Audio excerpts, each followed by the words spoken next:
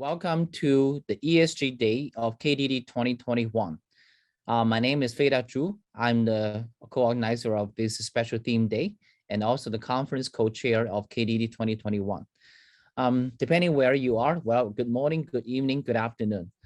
Now, ESG Day is a new theme day of KDD. ESG stands for environmental, social, and corporate governance. Now, let me give a little bit background of why we want to start this special theme day called ESG Day. In today's world, when you talk to people from different domains, you're going to realize that one common theme that attracted growing attention is the ESG. So people start to talk more about how we can better protect the environment, not just using the environmental resource to boost our computation, our intelligence. And people start to talk about a lot of these social responsibilities, how data science can help us to do social good, and how corporations, especially those big corporations, should not just focus on how we can leverage algorithms to make the most profit, but also consider the fairness, the social responsibility in all their products and services. And increasingly, we're seeing new technology that can change the whole landscape of so-called the corporate governance, right? We're seeing technologies like blockchain that can help to create a new kind of organization, sometimes called autonomous organization. And when you look at all these different topics, it is now becoming clear that as a top conference like KDD, it is highly demanded that we pull together experts, practitioners, researchers, people in academia together to discuss and explore how technology, especially technology related to KDD, can really join this whole ESG big campaign, right? How we can actually create better environment for every one of us, how we can leverage more sophisticated yet fair algorithms to make sure that, you know, when we recommend things to people, you're not just leveraging people's shopping preference, but you're really giving everybody equal chance and opportunity and fair price, and how we can eventually make a better organization. Now, a recent news may attract your attention. There is this blockchain project called Poly Network. Right? Poly Network recently just got hacked by hackers, and close to $1 billion worth of cryptocurrency got stolen. Now, this is not something really new. However, in this incident, what is really interesting is that finally, the hacker returned most, if not all, the cryptocurrency back to this blockchain project. Now, underlying, we are seeing that on the cryptocurrency transaction network, which is based on this blockchain technology, increasingly, this technology helps us with the transparency. And in turn, this actually helps us to improve the governance of such a project and organization. So this gives us inspiration that in the future, maybe we are looking at some different organization than we already have. And one thing in social good domain, when we talk about data science for social good, people are mentioning a lot these days is how we can also use technology to boost our trust. Now, when we talk about trust, there are lots of interesting levels that we can explore, because the computing today is becoming increasingly collaborative in nature. When we want to achieve some common goal, we have to put in computing resource from many different domains and putting data from many different formats. So how are we going to coordinate and incentivize such an ecosystem where all these different entities would join a computational task of a common goal? So this is also a task and a goal that our data science technology hope to achieve. And then if you look at today's machine learning model, right, our AI technology, it is often the news that a giant model has been proposed involving billions or even tens of billions of parameters. Now, although the final result of the model is really brilliant, however, people start to wonder what is actually in this black box, right? So when you rely on these huge and gigantic models to make decisions for our healthcare system, for our financial system, or even in the future, may help to make our legal decisions. How are we going to trust these models? So a related topic is trust, but I will say it is also very much related to our ESG topic. Okay, so that's why today we have actually a wonderful program. Although it's a half day as the first time, but you can see that we have both wonderful lineup of talks as well as panels. So let me give a very quick overview of today's program so that you know what to see next. So we have 4 wonderful talks in the morning, starting with Prof. Yonggang Wen from Nanyang Technology University. And he's gonna talk about environmental issues that data science technology can help to solve. And then we have Steve King from Huawei, who's gonna talk about sustainable society with digital power. And then we have Edmund Neil from Mandai Group Singapore, who will share with us very interesting examples of how AI technology has helped create wonderful programs in Singapore Zoo, in Night Safari, and many other local programs. So this is something we want to highlight in our local landscape, how data science has benefited social good. And then we have Mr. Paul Dunn, who's the co-founder of B1G1, Buy One, Give One, who's gonna actually share his experience and his great project, B1G1, how this little project has grown from nothing to over 1 billion small donations. And then we have 2 panels afterwards. The first panel is on data science for good, where we have Jingyuan Zhao from Capgemini, and we have Wei Wei Tu from 4 Paradigms. And then we have Mr. Ray from UB Tech Robotics. They're all going to talk about how data science technology has benefited social good from different aspects, from education, from environment, and from how we fight the COVID-19 situation. So a lot to look forward to. And then we have the second panel, which will focus on organization of the future. Like I said, we are seeing a growing trend of decentralized and collaborative organization, which is very different from traditional corporate environment, where you look for a very tight structure, right? So the panel would involve Mike Mcdonald from Huawei, which is a company that is known for its very unique corporate structure and has achieved a lot in today's technology world.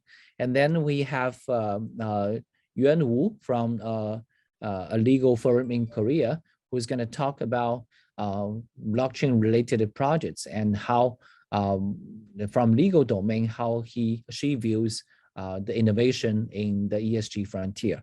And then we have Prof. Wei Zhang, who's an expert in corporate governance, to share with us many of the nice projects and experiences he has from the legal perspective. Okay, so without further ado, let's get started. Our second speaker, Mr. Steve King. Now, Steve King is a veteran in the data science community. He has over 20 years experience helping business across the industry with technology. He is now heading the cloud and AI business group for Huawei India as its president. And he has used a lot of technology in cloud, AI, machine learning to help the Huawei's business across many domains. So he's going to talk about building green, sustainable society with innovative digital power. Good morning, ladies and gentlemen. I'm Steve Kim from Huawei Digital Power Asia Pacific region. It's my honor to speak here, and I'm very glad to share my topic with you. Today, my topic is enabling carbon neutrality through technological innovation. I hope my sharing will help you in your future work.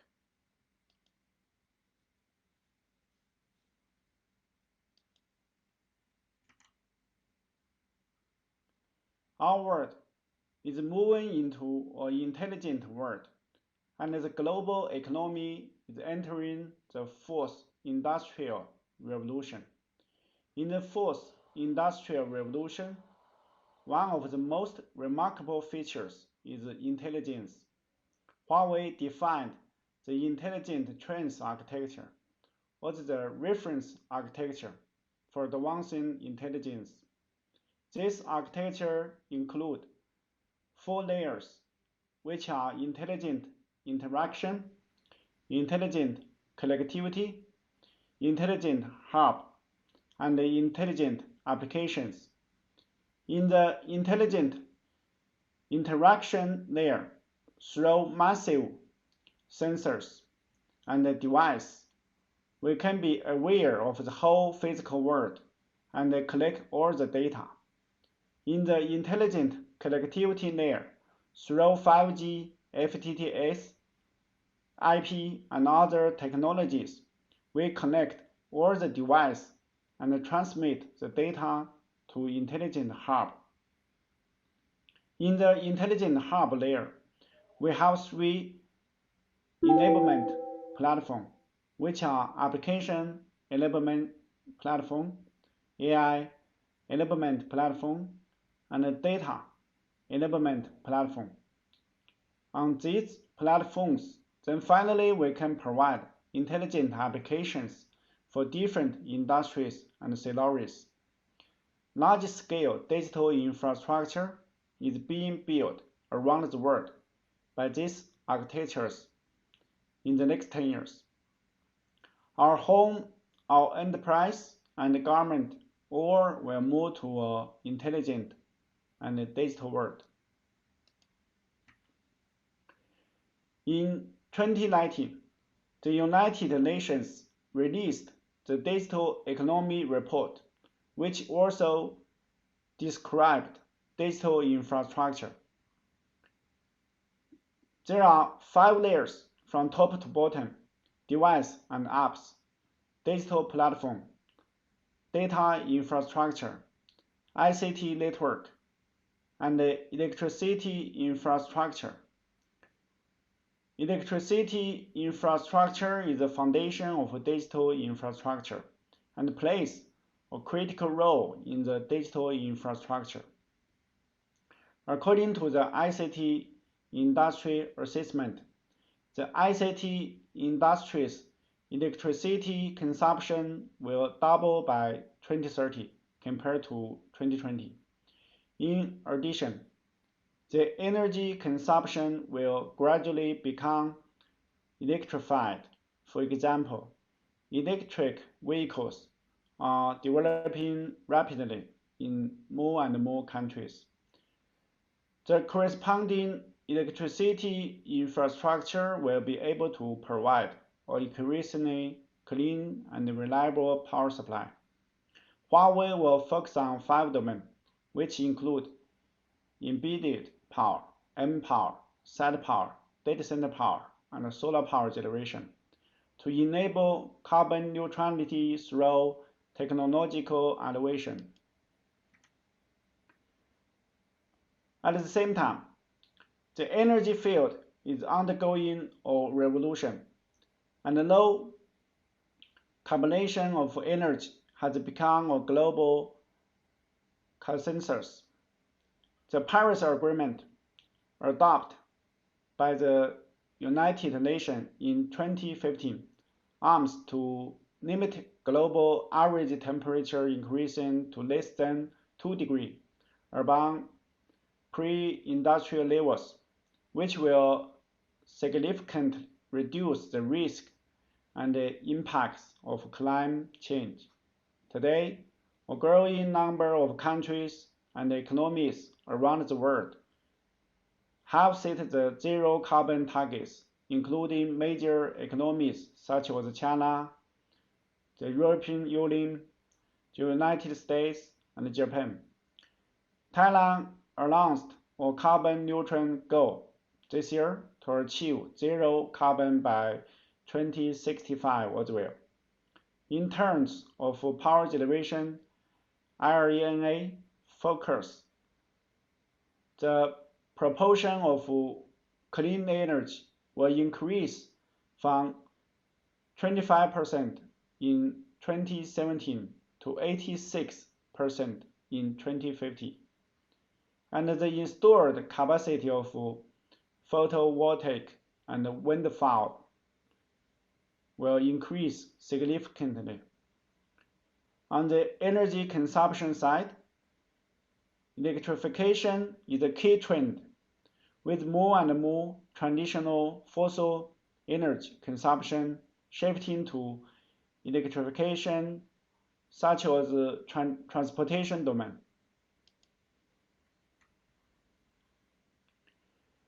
The energy revolution will bring the transformation of energy structure, including low carbon production, electrification of consumption, and intelligent electric power.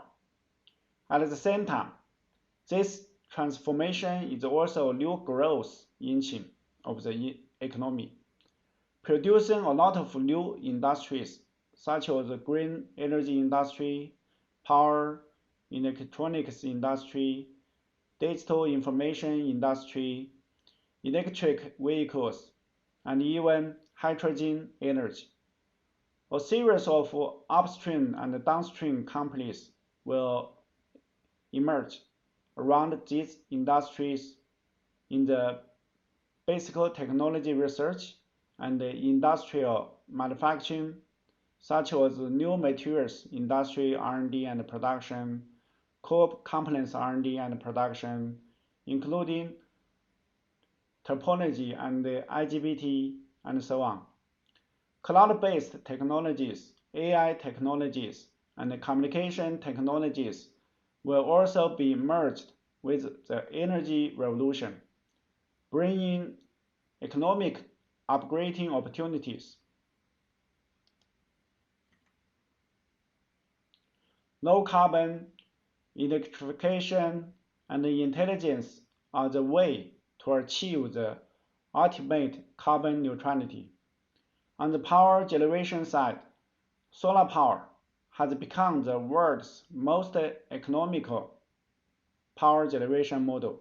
The cost per kilowatt hour of electricity is lower than the cost of fossil energy generation. On the energy consumption side, electrification is a very important trend. Electricity consumption will account for about half of all energy consumption. One of the biggest change is the electrification of transportation and travel. In 2030,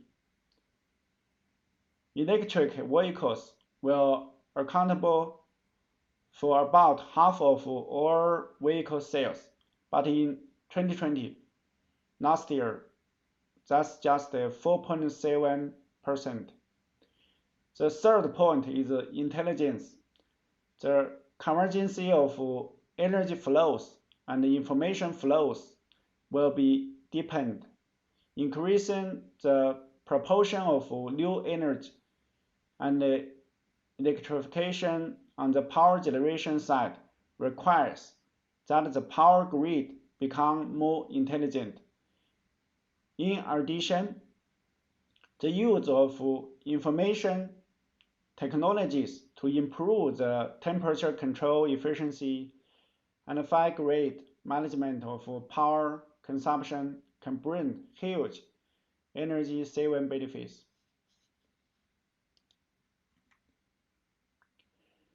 Based on the industry development trend just I described, the production and the use of energy in the future will be characterized by several features. Firstly, in most countries and regions around the world, the cost of solar power is already lower than traditional energy. After decades of deployment, solar power has become mature, fast deployment, low OPEX, and low pollution to the environment. Secondly, more and more distributed solar energy will be built, and the proportion of distributed solar energy is expected to reach 40% by 2024. Thirdly, the proportion of solar power station integrated with optical storage will increase, and it is expected 60% of solar power station will be equipped with energy storage system by 2025. In weak grid scenarios, the power grid has higher requirements on solar power generation quality. In the Asia-Pacific region, solar energy has begun to be used on large scale to reduce carbon emissions or to solve the power supply issue in the off-grid region. In Singapore, we partnered with the Sunship Group to build one of the world's largest floating solar power stations. With an installed capacity of 5 MW, it generates power for 1,250 Singaporean households and reduces carbon emissions by 4,258 tons per year. In eastern Malaysia, Huawei cooperated with the Malaysia government to build pure solar power plants for off-grid villages, bringing electricity to residents and eliminating pollution from DG. In the ICT sector, global operators are actively take action to make carbon neutrality their strategic goal. Global operators are actively take action to set their own emission reduction targets. In addition to global famous operators, leading operator in the Asia-Pacific region has announced the emission reduction targets. For example, in Thailand, True plan to achieve net zero emissions by 2030. To achieve the goal, carriers need to elevate in 3 dimensions: construction, operation, and O&M. Indoor equipment rooms and sites will be constructed in outdoor type, and outdoor site will evolve to the blade site. In the network operation, operators will introduce solar power on a large scale and fully release the energy storage cycle to participate in grid power staging to save the electricity fuels.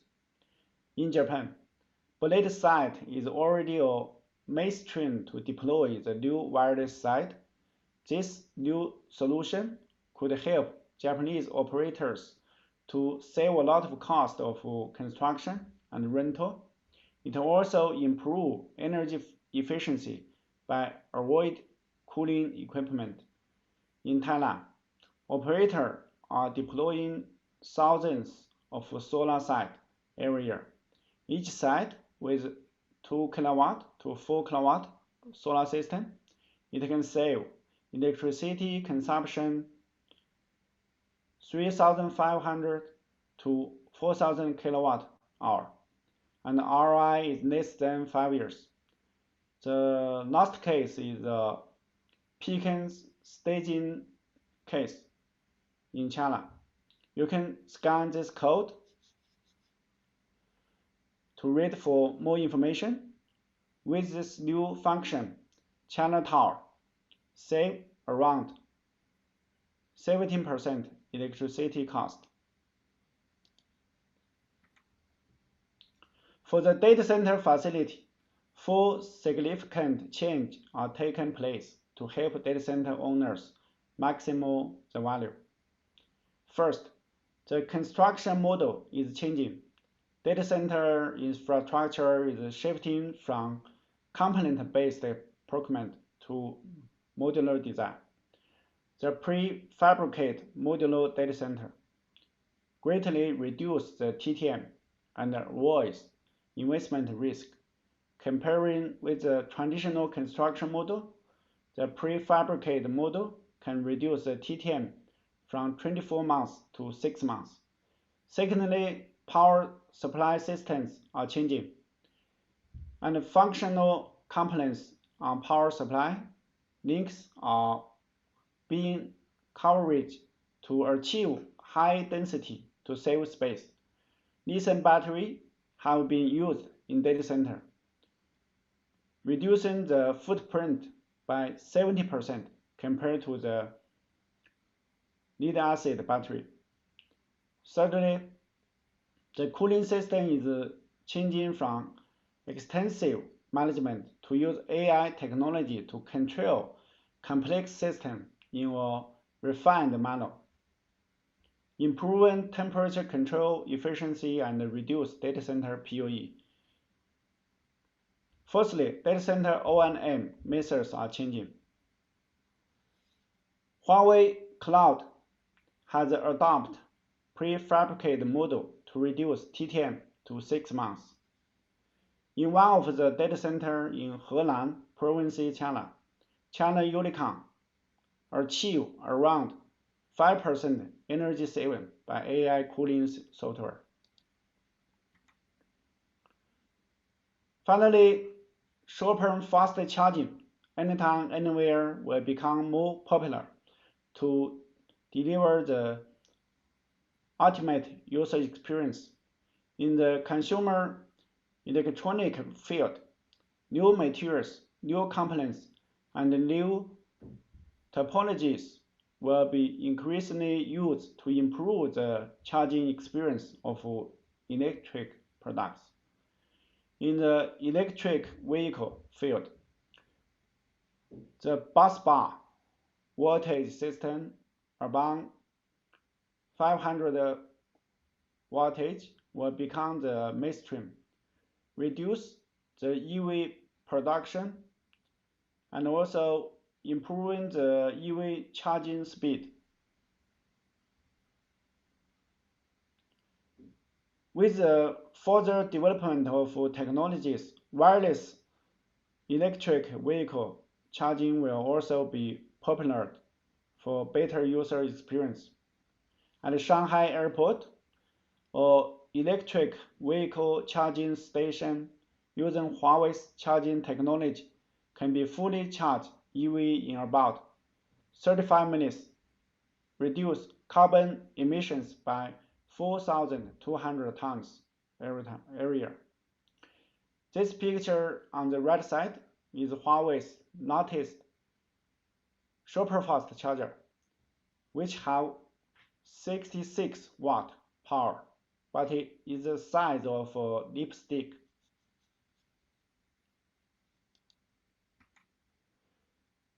Just 2 months back, Huawei Digital Power Company was established. Our version is that integrate digital and power electricity technologies to drive energy revolution for a better, greener future. Global carbon neutrality will transfer energy for the future of our home and its generations to come. The key to carbon neutrality is to build a new power system based on new energy. Power generation, transmission, distribution, usage, and storage will all be build urban digital and power electronic technologies. Huawei's unique value lies in the long-term R&D investment in digital and power electronic technologies. We are committed to open cooperation with like-minded people around the world to promote this transformation to achieve carbon neutrality as soon as possible, and to build a better, greener future. This is our strategy of digital power company. The zero carbon energy revolution is a huge and complex system project. Huawei Digital Power Company will focus on 8 foundational technologies, full capability platform, and 5 major industries to accelerate the development of clean energy while promoting the digitalization of traditional energy. In terms of basic technology, power, electronics, and digital technologies are the key technology of Huawei. In the future, we will continue to increase R&D investment to promote the elevation and achieve the convergence. Based on this, Huawei will strive to elevated solution for key products such as the power supply, power distribution, and energy storage. In the future, Huawei will invest further resources in researching hydrogen energy solution.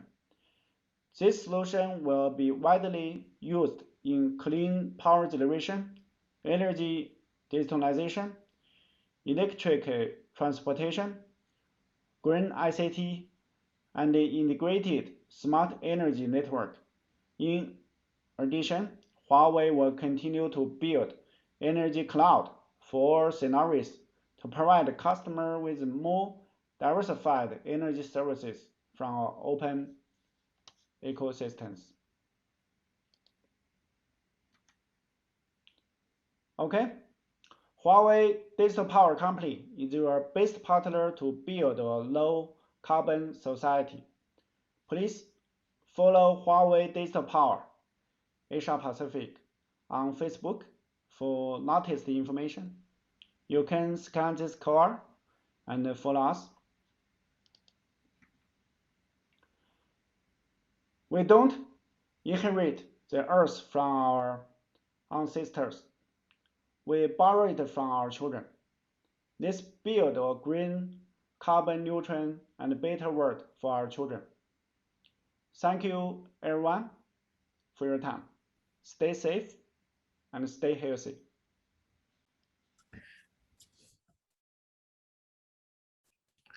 Thank you, Mr. King, for your wonderful speech. Now, next, let's welcome our next speaker, Mr. Edmus Teo. Now, Mr. Edmus, as we know, has a lot of experience in bringing AI and other solution to the Mandai Group. So he currently heads the group's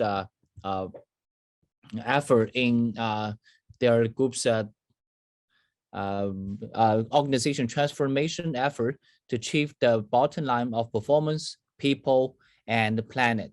He also leads a team of digital evangelists to unlock the potential of new digital and emerging technology in transforming the Mandai Group's entire value chain, including the setting up of the Open Innovation Lab to accelerate collaboration, innovation with external partners.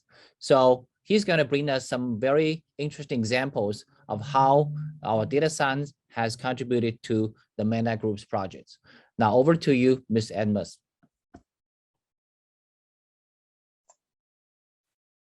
Hello, very good morning, Fieda. Thank you very, very much for the introduction.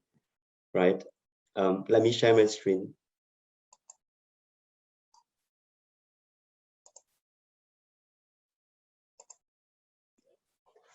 Good morning, ladies and gentlemen. My name is Edmus Teo. very pleased and honored to be here this morning to be able to share with you Mandai's deep tech and collaborative innovation approach to ESG.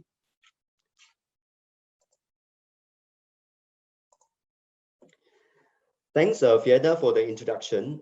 So today I head up the Mandai Transformation Office as a VP, and I also look at collaborating at with the open innovation ecosystem, for example, the startup and other technology providers, to look at various technology implementation and co-innovation that we can implement in Mandai to solve some of our challenging problems. Previously, I was CEO of Action Community for Entrepreneurship, and we play a key role in helping to develop the Singapore startup ecosystem. And I spent a few years with Singapore Innovate. If you understand, Singapore Innovate invests a lot in deep tech startup. So Mandai, for Singaporeans and Singapore residents, I believe you'll be very familiar with Mandai, if not the location itself. For international audience, I'm sure you have heard about Singapore Zoo. Mandai is the holding company of Wildlife Reserve Singapore, which runs the Singapore Zoos, right? So WRS, Wildlife Reserve Singapore, we manage the Jurong Bird Park, Night Safari, River Safari, and Singapore Zoo, which are conservation-focused zoological institutions. In providing meaningful and memorable wildlife experiences, WRS aims to grow an appreciation for nature and people and inspire them to value and conserve biodiversity.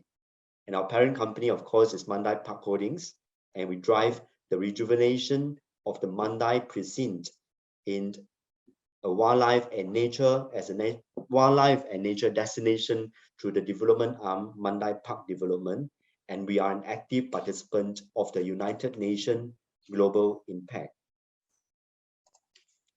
So our vision is to be a world-leading zoological institutions that inspire people to value and conserve biodiversity.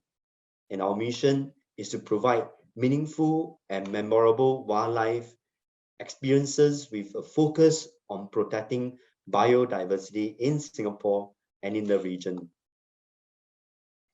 Coming from the tech space and from the startup space, personally, I feel very, very excited to be part of this journey in Singapore to rejuvenate Mandai and to be able to promote the value of Mandai and the way that we are promoting biodiversity. At the same time, to bring in technology to be able to help transform this sector. And we are very committed to ESG. There are a few key goals that we truly support, and we play a big role in this. So for example, in terms of the quality education, our parks are living classroom that reach out to our visitors, our children, to give them better connections to understand biodiversity. We use electric vehicles, and we support the use of solar panels and solar energy within our park, and we are in the process of implementing more solutions in tracking the use of energy, and hopefully we can achieve carbon neutrality in the next few years' time. We also work with our different communities to promote the use of less use of plastics. So we have a lot of different programs in terms of educating the community, working with the public, and especially in our parks to reduce the use of plastics. We also look at responsible and sustainable consumption and production. For example, sourcing of our seafood through sustainable sources. Through our river safari, we educate our visitors the fragility of our river systems and the life underwaters, and to take action to protect the fishes in our seas. And of course, our Singapore Zoo play a very important role in as an ambassador, right, for biodiversity. And we partners with various partners across the regions to implement programs to help conserve the environment. So we implement that through our triple bottom line, which is called the planet, the people, and performance. In terms of the planet, we like to provide a world-class care for living collection and to be a regional leader in environmental sustainability and conservation. In terms of people, we are applying, good HR practices as the leading organizations in taking care of people and to forge a strong national love for the pride of our parks.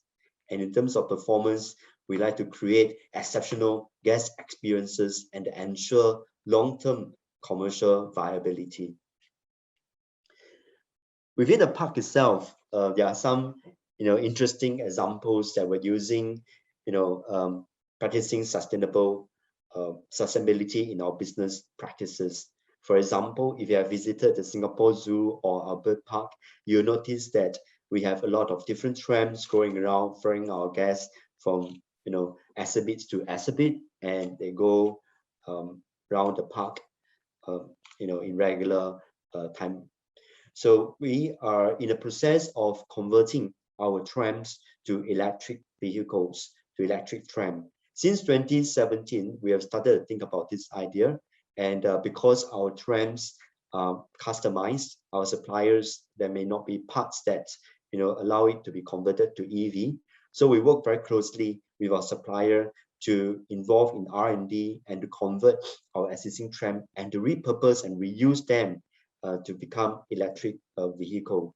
To date, there are about 40 to 50% of our trams that have already been converted to EV. And hopefully, we are looking at by the end of this year to convert all our trams to EV. Beyond that, we're also thinking about, how can we use better fleet management system, input, using more intelligence and AI and predictive analytics to predict the customer demands and the usage pattern of our trams so that we can make better use of our limited tram resources and to provide better efficiency in transporting our guests around the park. We are also looking at many other different solutions, for example, on-demand autonomous vehicles, so that certain guests can just call for the vehicle so that they can be transported around the park without necessarily sending empty trams around the park all the time. We are also looking at implementing a lot of different charging points in our car parks. So for example, today in our multi-story car park, we have about 10 charging points, and we're looking at increasing them to 30 different charging points.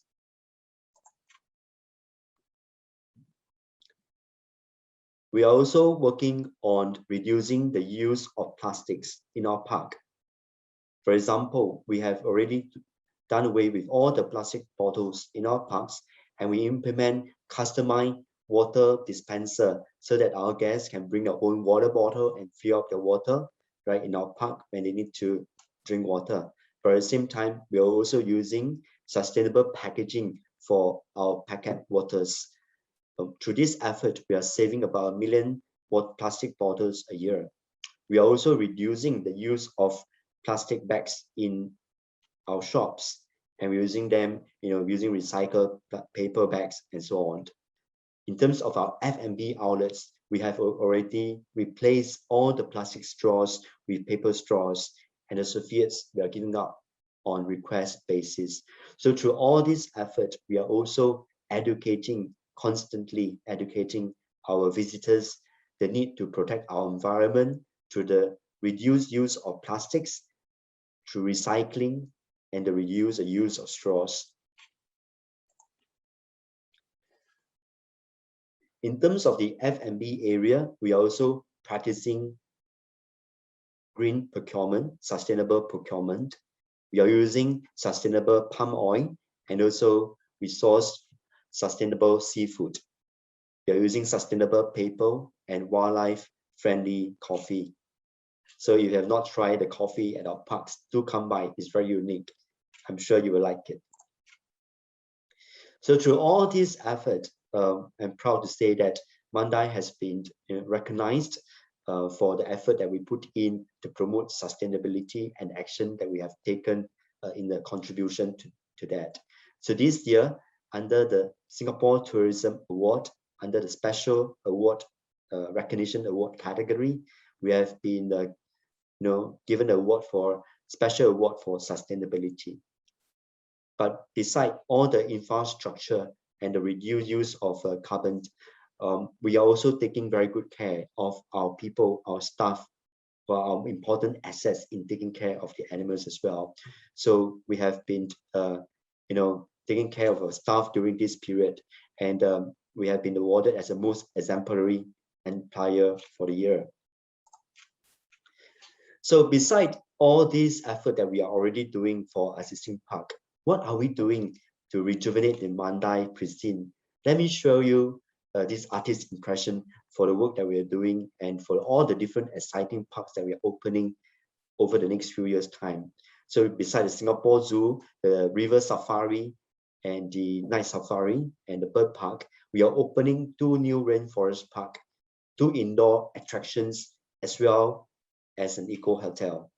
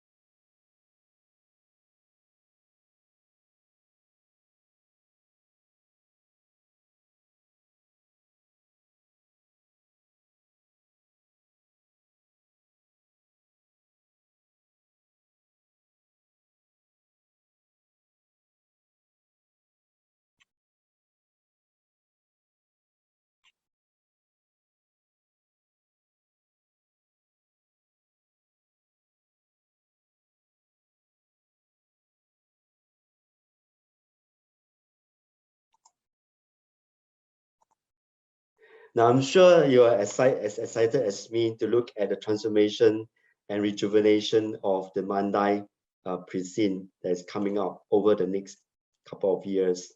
And as you see, there will be a lot of different open areas that we will be connecting with our visitors and the public. And it will be act as one of the largest conservation and biodiversity effort in terms of promoting this domain and to reach out to people to educate them, at the same time, bring better animal care and animal well-being to all the different animals within our parks. So beside all this infrastructure and construction that we are doing right now, another aspect that we are investing heavily and engaging heavily is in driving transformation 2.0. We are looking at both the existing park as well as new park, bringing in new exciting emerging technologies to help us improve efficiency, reduce cost, and to bring about world-class care for our animals, as well as great visitor experiences for our guests. This cut across the use of technology, but at the same time as bringing about training program and engaging our staff in innovative mindset. And really the effort is to transcend all boundaries and bring Mandai and wildlife closer to every Singaporean and to the world. And we'd like to use digital transformation, deep emerging technologies, and open innovations to achieve our bottom line of performance, people, and planet, and to create greater awareness in conservation and care for animals through digitization. And one of the ways that we do is to create a Mandai Open Innovation Lab. From my work in the startup world and dealing with the technologies, one thing to note is that, there are a lot of exciting technologies and emerging ideas out there, but there are very little or few opportunities for the technologies to be connected with our domain. So henceforth, the Mandai Open Innovation Lab will act as the connection point between our internal innovation that we undertake internally, but as well as reaching out to external partners, external innovators, and enablers to co-create and co-innovate with us to solve some of our challenging problems, but also look at potential expansion of opportunities in terms of deploying these technologies in the animal care domain, but as well as in park operation, but that could also be expanded to many other consumer markets out there. We are also engaging external innovation platforms, like for example, we are working very closely with IMDA Open Innovation Platform to reach out to all the different startup and innovators to co-innovate with us and to co-solve some of our problem statements. So through this effort, we would like to expose more opportunities from biodiversity and conservation domain to the technology domain, and to help bridge these two domains together so that we can create wonderful solutions, meaningful solutions together. So one of the case study that we do, that we have run a POC, is in terms of the animal well-being, specifically for the elephant well-being. Just let me take a few minutes to share with you this interesting project that we have conducted and also still in the process of improving it. Right. So, it's an AI engine for animal behavior monitoring. And to ensure our elephants are happy, healthy, and safe is not easy. They need to be closely observed round the clock in terms of monitoring their sleep pattern, detect abnormal sleep behavior, which may be life-threatening at times. We wanted to fundamentally change the way which we are providing animal care and to increase productivity and coverage. So what we do, our aim is to leverage advanced emerging technology across multiple aspects of the smart zoo operation, which include improving animal welfare, caretaker productivity, and achieving exceptional guest experience by reduce heavy reliance on keepers' experience and manual processes, including the observing of the animal daily activities. So the idea is, today we have the keepers observing the elephants almost round the clock, and this, will also includes the observing hours will increase exponentially when animal for use, and the vet team and keepers can even spend up to 94 hours a week, including overnight shift, to provide additional care. While we want to provide exceptional animal care, we are also taking care of our staff as well. So what we're thinking is that we want to use a camera system, and through the camera feed our still images captured and a series of sensors to observe the elephants around the clock. And this data will be sent to the cloud or the edge using edge computing, and the data will be analyzed to understand the animal behavior and assess whether they are behaving normally or there could be certain issues faced by elephants. And the solutions will assess behavior and use it to learn and improving the reporting accuracy over time to better predict the elephant activities and well-being, and provide early notifications for any visible changes in elephant behavior, trigger events to alert the keepers when deemed appropriate. So the current workflow is we will observe the elephant and we will do diagnosis, for example, drawing the blood and for lab tests. And if there's something wrong with them, right, or they're sick, we will then intervene and provide a treatment. Right, this process is very time consuming, and to improve that, we are looking at a to-be workflow by using AI/ML, machine monitoring, and using AI to assess, the elephant well-being, and to provide a notification of any unusual behavior, so that they can, the vet can do the follow-on actions like diagnosis and treatment, and then follow on further monitoring of their well-being. So this shows a very simple logical diagram where we use IPV video or IR video camera and then capture that through a video producers creating data streams. And then we have AI/ML workbench to train the system. And then through improving of the data model and the AI model, we'll be able to improve the accuracy of the recognitions and the behavior understanding. So some of the challenges that we have to consider would be the physical obstructions or occlusions of the camera, where to select the camera site so that it can be safe for the elephant, but as well as preventing the elephant from damaging the cameras, and also looking at constant data connectivity.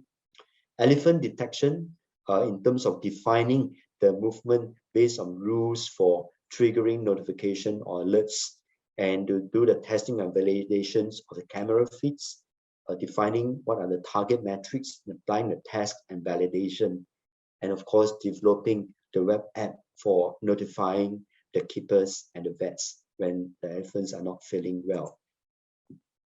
So interestingly, over a 2 weeks monitoring period and collecting many data points, we have all the abnormal sleep patterns have been correctly detected, and the system actually missed none of them. But of course, there are some false alarms. There are 7 false alarms during this period, and over time, we are improving the accuracy. So this actually helps a lot. Instead of having the zookeepers there monitoring all the time or to review all the video feeds, the AI systems will be able to help studies and observe the elephants and to inform us when there is any abnormal behavior. And we're happy to share that it has been pretty accurate. There are certain behavior that we are monitoring. For example, whether they are active, inactive, whether the elephants are standing up or lying down. And from there, we will deduce their number of hours of sleep and how many hours that they are active or not. And through the experience of our keepers, zookeepers, and through the data, we will be able to correlate and understand whether the elephants are healthy or not. But of course, having said that, through the use of a single camera system, there are certain limitations as well. So there are certain times when the elephants are not visible and certain data will not be captured.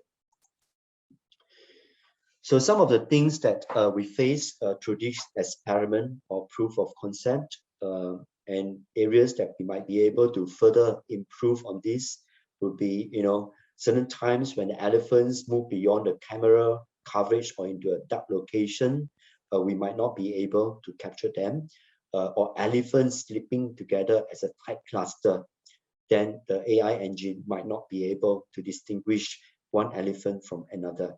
So the challenge that we face is that unlike human face recognition of the elephants is a little bit harder because there is no facial expression. We can only determine through certain actions and the size of the elephant. And it's a bit harder to identify individual, especially when they come together as a pack, right? Or they are hidden or blocked or they're mixed group, and so on and so forth.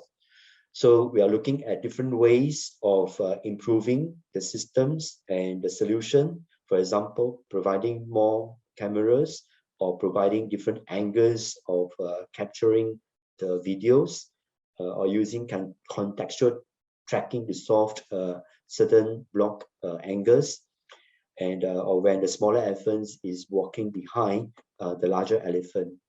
And then we create certain 3D bounding boxes to solve the height issues, and to also allow the AI engine to learn more posturing of the elephant, certain moving, swaying, and walking style and so on of each elephant, so that we can further, have more further granularity of the understanding of the animal behavior in individual elephant. So moving from there, we are looking at further non-invasive multimodal recognition, further improving of this system through the use of other types of sensors.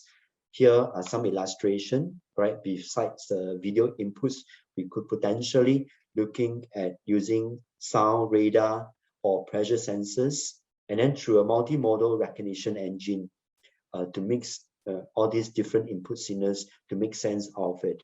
And through it, we can enhance the recognition of each type, or to dynamic switching from one sensor to another in case one of them is not functioning so well at certain angles and so on, and to provide contextual enhancement. And through a fusion module, then we can assess the overall behavior of the elephant. And this is an innovation challenge that we're right now calling to further improve the animal or elephant recognition through a multi-modal recognition system.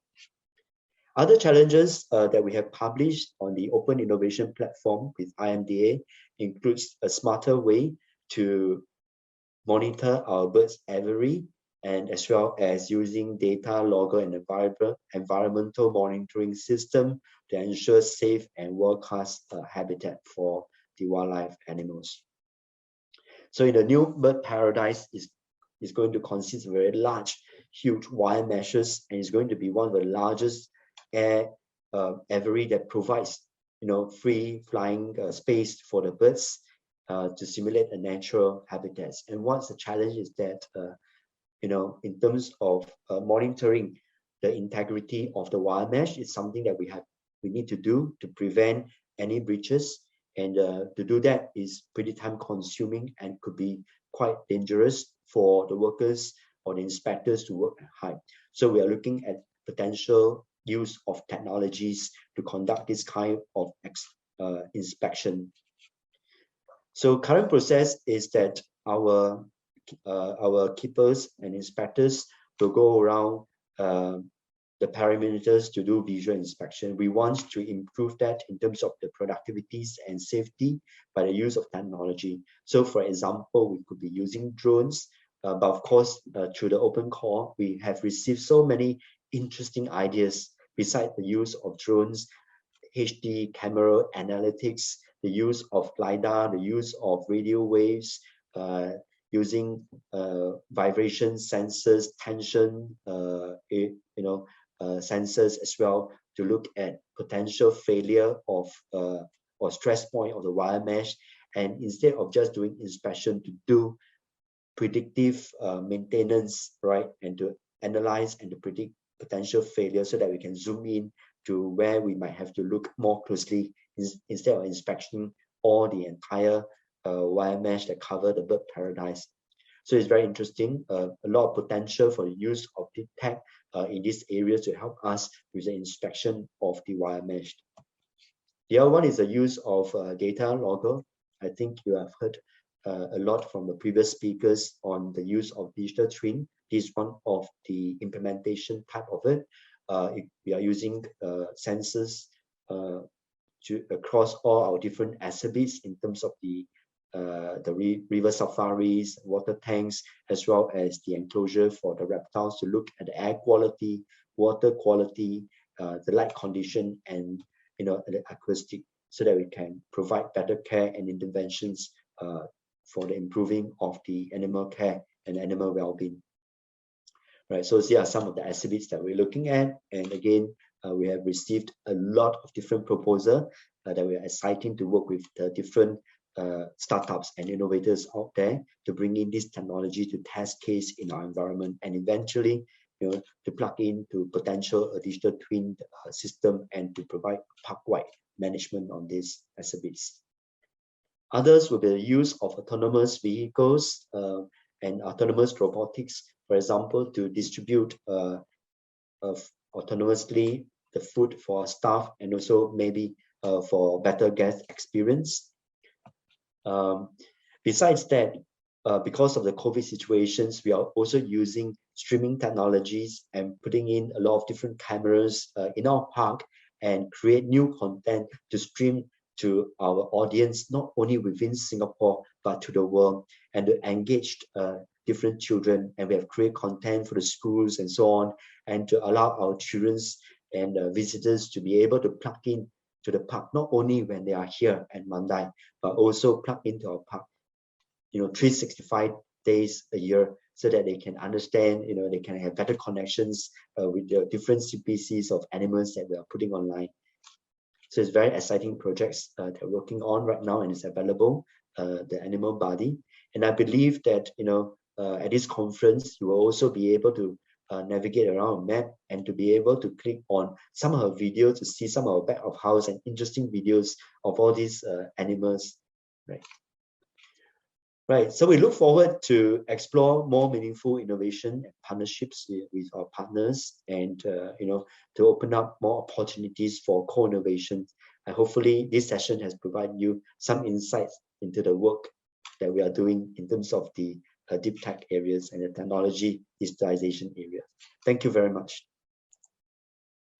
Thank you, Mr. Amos. It's so great to know that Mandai Group has done so much by using data and AI technology to help improve the environment and improve the animals' life. And thank you for sharing so many innovation calls and proposals. I'm sure the audience is going to feel very much excited about that. Okay, thank you so much for your talk.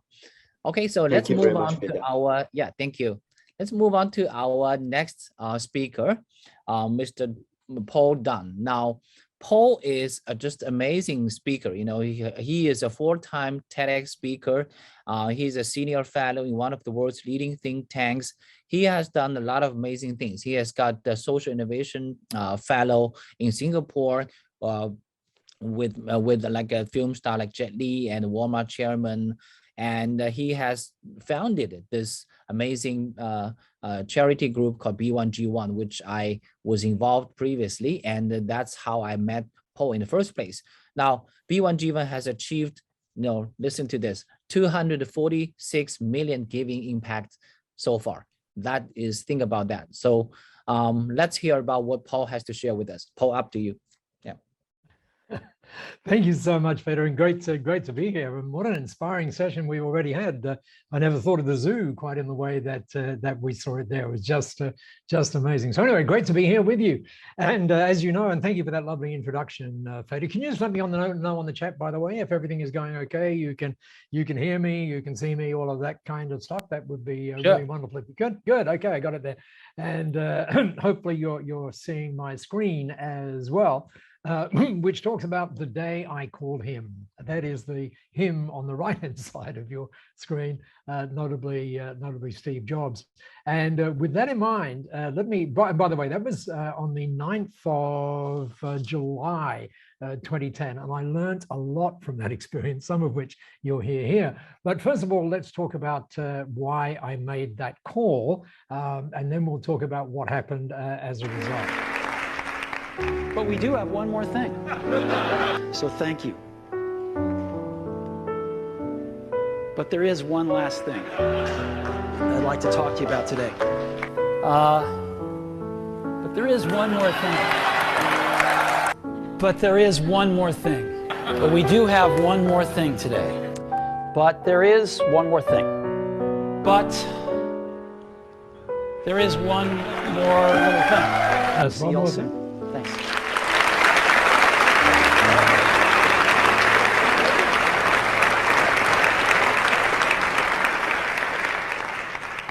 But we do have one more thing. Always one more thing. And that was actually the reason that I called him. And we'll talk more about that as we go through our time together. And thank you very much for joining me on this Sunday morning, by the way. And there are two crucial things that make it exciting for me to be able to join you. Let me just talk about what those two crucial things are. First of all, this one, the report that came out, about 4 days ago, the IPCC report, about what's actually happening in our world and what options we have. And I'm not sure whether you've read the report, not recommended, 3,984 pages of it. But when you see the front page of the report, you get that there's some scary things going on, that things that we can address.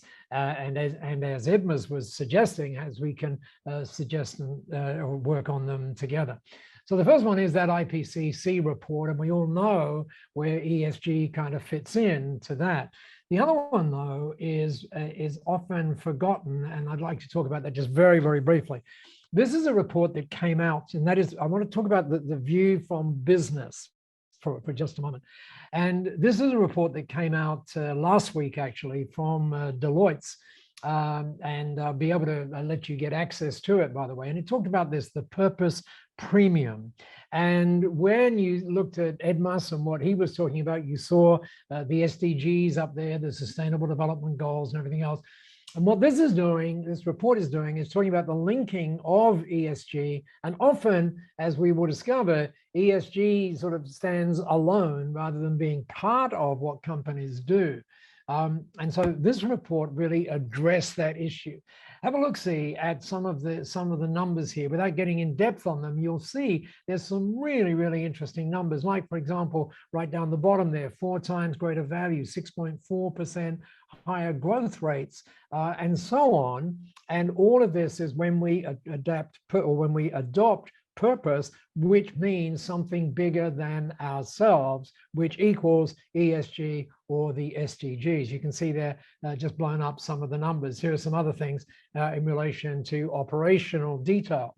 So these are some of the reasons why we need to get companies through all the work that you do in KDD, why we need to get companies even more involved in what's happening in the ESG world. Oh, and yeah, literally just one more thing, as Steve said, look at this. When we talk about companies, you'll see a number coming up on your screen right there. 99% of companies are what? Of all businesses are in fact small to medium scale businesses. That is to say, they have less than 500 people involved. You can see the source down there at the bottom of that. And by the way, when you look in deeper at that, you find that 98.2% of all companies in the world have less than 20 people in them. The reason that I mention that is frequently when we think about ESG, we think about companies, if you like, right at the top of the food chain, as it were. Whereas in fact, the challenge is to be able to get to all of these other businesses, because that's where most people work, and that's where 60% of the economic activity actually comes from as well. So with that in mind, let's just review some of the great things that are going on in the ESG space and just make sure that everybody's on the right page, as it were. This is all about, as you know, environmental, social, and governance. However, and by the way, I'm just so impressed with what Edmas and the guys at Mandai were doing, because they were doing, yes, it's challenging, but they were doing something that very, very few organizations actually do. And that is, most organizations kind of put it as an add-on rather than something that is really central to the core of them doing business. And Mandai was a great example of how you fit it right at the core. So this has to be, in my view, something that is seriously embedded. So, and I'm going to work on that embedded thing with you in just a second. So what you're about to see is something that puts ESG in a slightly different frame, a frame that is engaging for everybody involved, a frame that is simple, and a frame that is really great to be a part of. And as Feda mentioned earlier on, that's something that I was very privileged to be able to co-found, and it's called B1G1. I just want to give you a quick, oh, by the way, and the crucial thing is that B1G1 doesn't add on to things. It actually lets you embed ESG and the goals and all of those other things, all those other great things directly into the work that you're doing.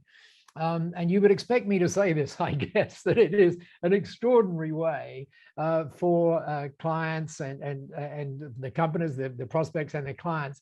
And as you'd expect, it literally transforms businesses. We won't have too much time to look at that transformation today, but we will have time to just have a look at the big concepts in the next 10 minutes or so. So for those companies, and I'll talk about how many companies there are right now, there's over 3,000 of them, in fact, who are part of B1G1, then every single one of them can say, and if you were part of it, you could say that when you do business with us, meaning you make sure that something great happens in our world. And that something great is something that you can control, and you can do it very, very easily.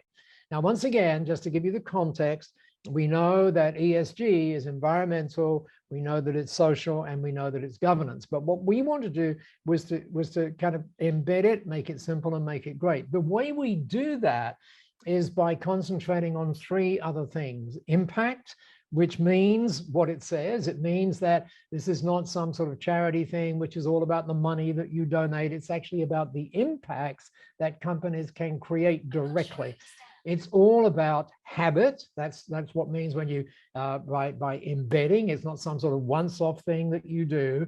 And most importantly, it's something, and that report from Deloitte's kind of pointed to it, that it gets great connection to you as a human being, great connection to the team, great connection to customers as well. And by the way, with B1G1 right now, Feda mentioned it was 246 million giving impacts. Actually, 3 days ago, we crossed 250 million impacts, which I never thought I'd live to see. And I guess what that means is that businesses are embracing this idea, and then almost by default, embracing ESG in the middle of that. You can also see right on the top right there, at least I hope you can see, that we're also part of B Corp. By the way, this is the lady who I co-founded it with. This is Masami Sato.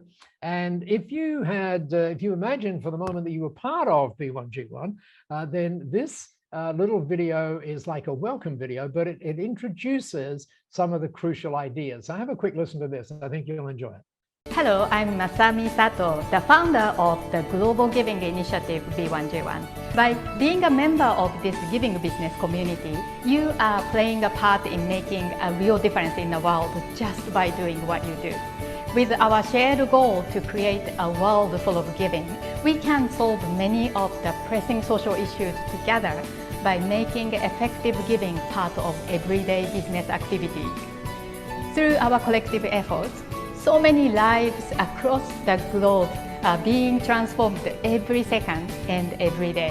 Now, more and more people are gaining access to life-saving resources like clean water and healthcare. More trees are being planted daily, and more opportunities are shared to uplift lives. We are working together to eliminate poverty and to create a more sustainable, happier world for all. We hope you enjoy this shared sense of purpose and connection with your team, your broader company, and everyone who supports you in business. Again, many congratulations for being a part of the B1G1 Business for Good movement. All of us here at B1G1 so look forward to supporting you on your giving journey, seeing your giving footprint grow, and celebrating your great achievements. There you go. So that gives you a little bit of an insight into what happens when to all those people who join B1G1, and it gives you a sense of this is a movement. Let me talk about some of the briefly some of the things that are actually made possible with the whole B1G1 way of looking at the world. And so, for example, your company could say, this is your choice. You could say every time we send an email, something great happens. In this case, a child in need gets access to an e-learning program that changes their life. I'll show you how that's done in a minute. Or you could say, when someone connects with you on LinkedIn, you help a farmer run their beekeeping business for an entire month. You see how this is all embedded in the actions. Or when we do a Zoom meeting, 18 homeless people get, by the way, that's happening right now. Just because you and I are here on Zoom, that's what's happening. 18 homeless people are getting a nutritious meal embedded right at the very heart of what goes on in a business. Or you could say, whenever we do a training, 11 families get access to solar light, as a, for example, as opposed to planting trees, which takes a little while to kind of hit. So the idea then of the ESG idea in B1G1 is very simple. And it's a very simple when this, then this, kind of like a little programming idea, if you will. And let me give you an example of what that means. So this could be any trigger that you want, any trigger that you want. I'll show you that in just a moment. And what happens, you then link to, or can link that trigger to 600 high impact, really seriously high impact vetted project. And as Fada knows, it's very tough for projects to become part of B1G1. So when you see a B1G1 project, such as those you kind of had a look at already, then you know that it does what it says. You can also give, this is really, really interesting. You can actually give from 1 cent. So you don't have to wait around until we're quote unquote successful. You can actually embed it right now. And it's just 1 cent in many cases to make that impact. Fully as well, because of the B1G1 model, fully, and this is, I'm sure you'll realize, unusual, fully 100% of what you give goes to where you want it to go. We even make up the credit card charges, and you'll be interested in the use of technology. We actually track everything for you. You'll see an example of that in just a moment. And of course, since 2015, September 2015, when, as you know, the SDGs were introduced, or the global goals, then everything in B1G1 tracks back to those global goals. I'll give you an example of that in just a second. So what could the triggers be? Well, they could be when, as you can see on the left-hand side, when someone visits your website, when someone, or when you want to say sorry because you let people down, whenever you hit a milestone, whenever you do a Zoom meeting, when someone has a birthday, when someone helps you, when someone shows you kindness, when you could even lock it into the family, when your 10-year-old cleans their room. Kids, by the way, love this. And you are in total control, total control. And it's really, really easy to make that happen. Very, very easy indeed, actually. In fact, let's go back to why I called Steve. And by the way, that was I really should give you the whole story of that, but we haven't got time. But that was called How Not to Make a Call, actually, to Steve. It took a lot to set it up, but when I called him, well, first of all, I'll explain why I called him. And it was because of what you said, in fact, or what you heard rather earlier on. So in my head, this was the story that was playing that I wanted to talk with him about. In other words, what if, well, let's put it up on the video here. We'll see y'all soon. Thanks.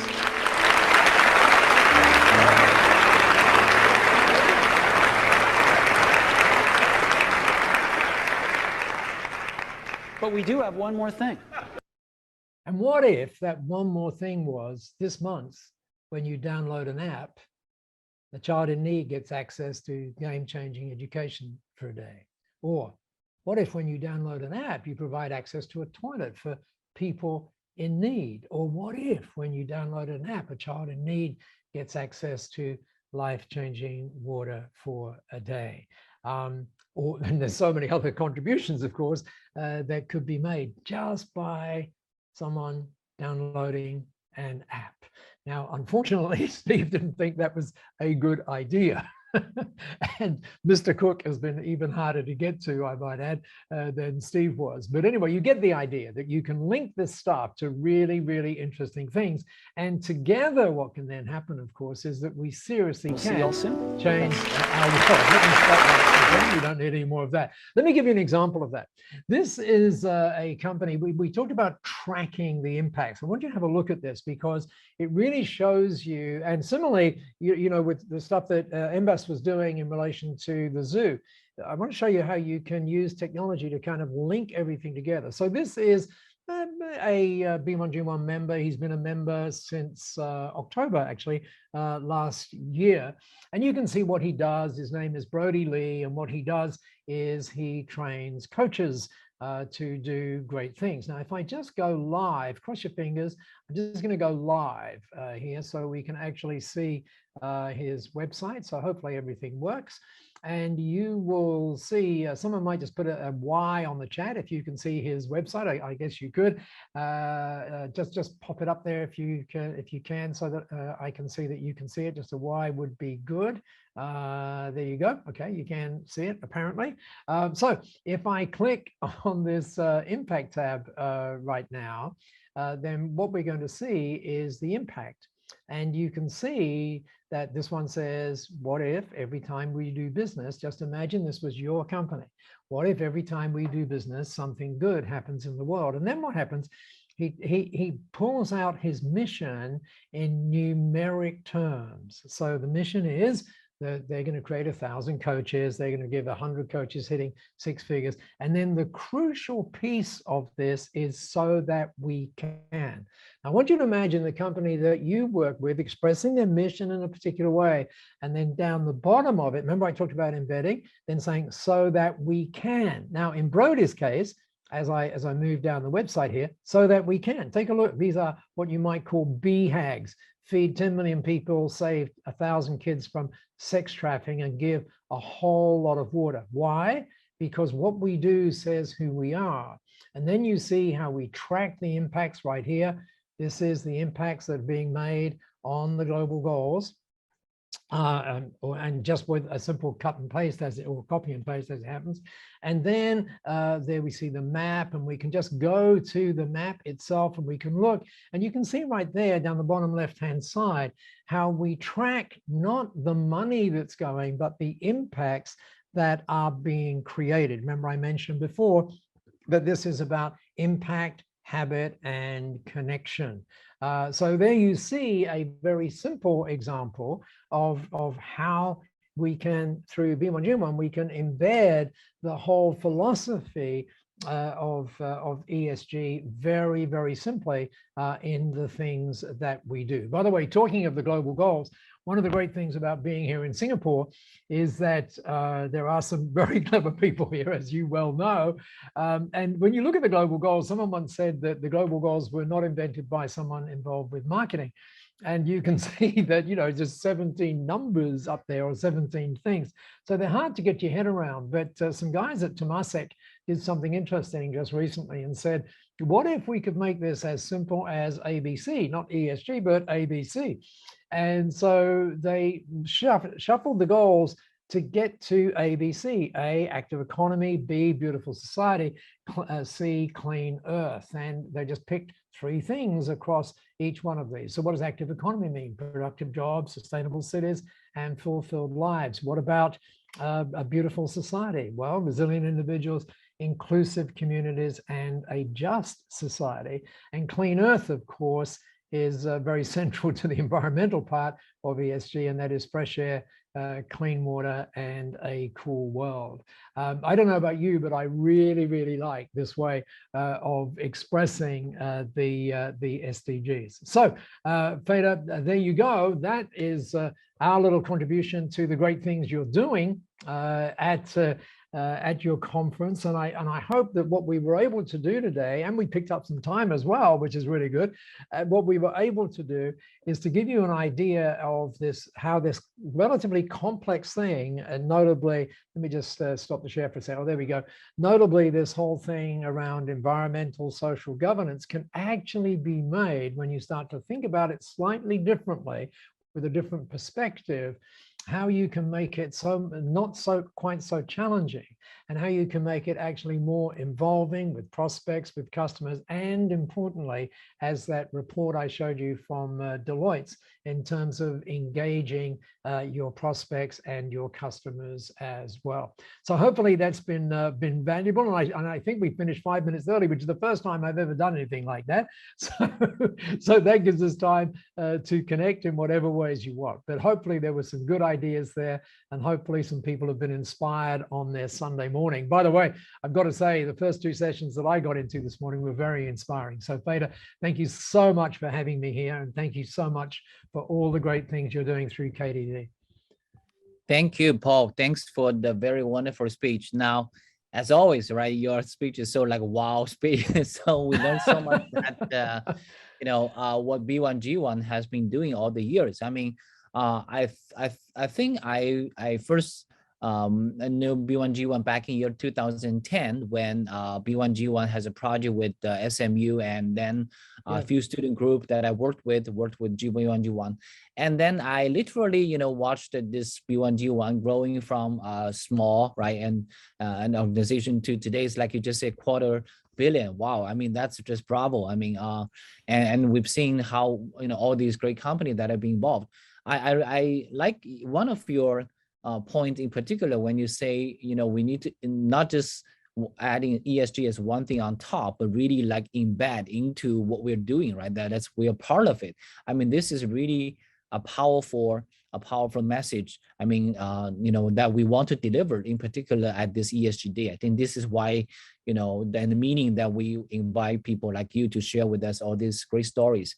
Now, I don't know if we have questions from the audience, but one thing I want, maybe you can further elaborate a bit more is because your background is from technology, right? I mean, you have founded one of the first computer companies in Australia, and you have always been helping those technology companies. So let's say if we're looking forward, I mean, now that you're also in a charity organization, so can you looking at nonprofit scene, can you share with us what do you see as the most promising or most interesting frontier that happening technology that can help this nonprofit organization, or in how nonprofit has been working with traditional corporate world?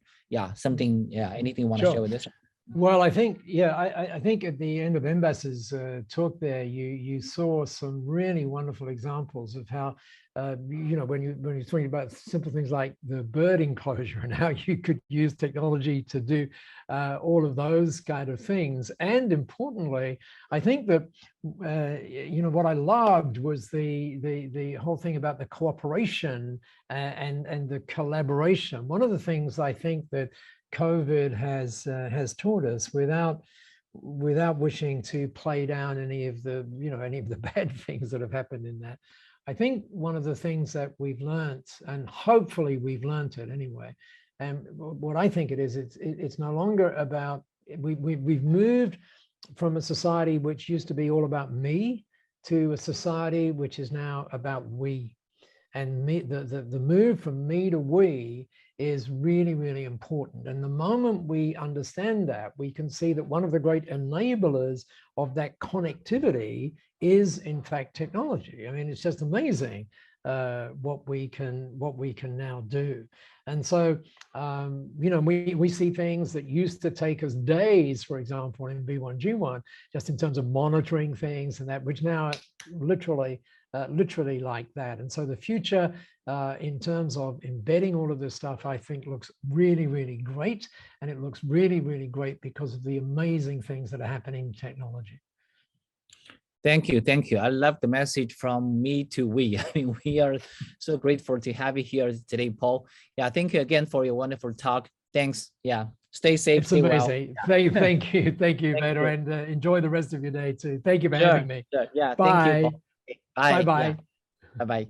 Okay, so wow, great. So let's start our panel section, and our first panel is on the topic of data science for social good. So today we have 3 wonderful panelists here. So let me start by introducing each one of them. First, we have Dr. Jingyuan Zhao. Hi, Jingyuan. Hi. So Dr. Jingyuan is leading Capgemini's AI and Analytics APAC, building end-to-end AI solution and delivering business outcomes at scale with data and AI. And she has rich experience in working with a lot of research institutions and companies here in Singapore, including A-Star, Nielsen, Singtel, Lazada. So she really knows about how AI can be used in all this business and helping all the business. And today, so we invite her here to share some of the wonderful things that Capgemini has been working on the data for social science, for social good side. Welcome, Jingyuan. Okay, thanks. And next we have Mr. Dr. Weiwei Tu. And hi, Weiwei. Yeah, so Weiwei is a vice president, principal scientist of 4Paradigm, and also the board member of Chartlearn. So Weiwei has, first of all, he has a lot of research experience. Weiwei has published over 20 papers in top AI and machine learning conference in the journals, and he served also as the competition chair of PAKDD for both 2018 and 2019, and many chairing positions in AI conferences and journals. And also he is the main organizer of many of the workshops and conferences in our domain. So Weiwei is going to share with us some of the wonderful stuff, exciting project that 4Paradigm has been doing in this COVID-19 period. Now, I watched a glimpse of what they have done. It's just amazing, and I think that project also won the Red Dot Award, right? I mean, that was the prestigious award. And finally, we have Mr. Ray On Sui Leung, and Mr. Ray is right now the regional sales director overseas of UBTech robotics company, and also the founder of Youth Champions Academy Singapore, which is a very popular and famous education here in Singapore. And he has a lot of rich experience in education, and especially in how to apply AI technology and the robotics into education for young kids all the way to K-12. So he's going to bring us some examples and the cases about how AI has been applied to that domain. Welcome, Ray. All right, so as a plan, our panels can be conducted like in this way. So first of all, each panelist will spend some time to share with us their backgrounds and some of the projects.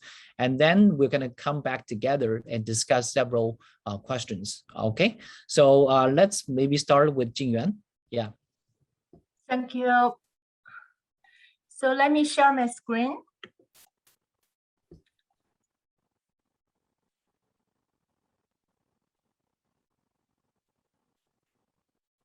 Can you see my screen now?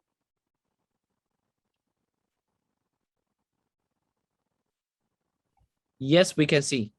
Okay, great. Let me. Okay, firstly, thank you, Prof. Introduce me and also help me in this panelist. Hello, everyone. So very good morning and have you in this discussion. So for today, we will have a topic is data science for social good. So briefly introduce myself. I'm Jingyuan. So now is working in Capgemini. I'm leading artificial intelligence and analytics business in APAC market. And before I joined Capgemini, I worked for several organizations, including Nielsen, Lazada, Alibaba Group, and NTOC Enterprise. So before I shared some examples, I want to firstly introduce my company, Capgemini. So actually, Capgemini is a multicultural company. We have 270,000 technology and engineer experts across 50 countries. So for us, right, so we are a global leader of consulting, data and cloud, and also engineering services. So when we work with our clients, we are not only collaborating with our client to find the solutions for today's challenges. Also, we partner with our client to identify the future and tomorrow new businesses driven by the technology. And in Capgemini, we have a Perform AI portfolio. So this portfolio is covering multiple technologies. So when we define AI technology, right, the different company and different party may have a different definition. In Capgemini, we define the AI as an end-to-end solution. So including data and machine learning, also include the intelligent automation, intelligent application, and also how to use AI to create a new business model innovation. So with all these components, so we can make to deliver an end-to-end solution to our client, also to drive their business. So under this AI portfolio, we have 25,000 professions across the globe. And these professionals are not only the machine learning expert, also we have a data engineer, machine learning engineer, also the architecture, and also we include the UI UX designer to create a lot of user-friendly application. Okay, this is some brief intro for Capgemini and our AI portfolio. In Capgemini now, right, we believe that the power of data and AI can build a positive future for our human and society. So now Capgemini is not only using data and AI to build to achieve a sustainable future by ourselves. We're also working with our clients to enable them to use technology to do the AI for good and data science for good. So for us, right, we are focusing on these 6 pillars in this page, right?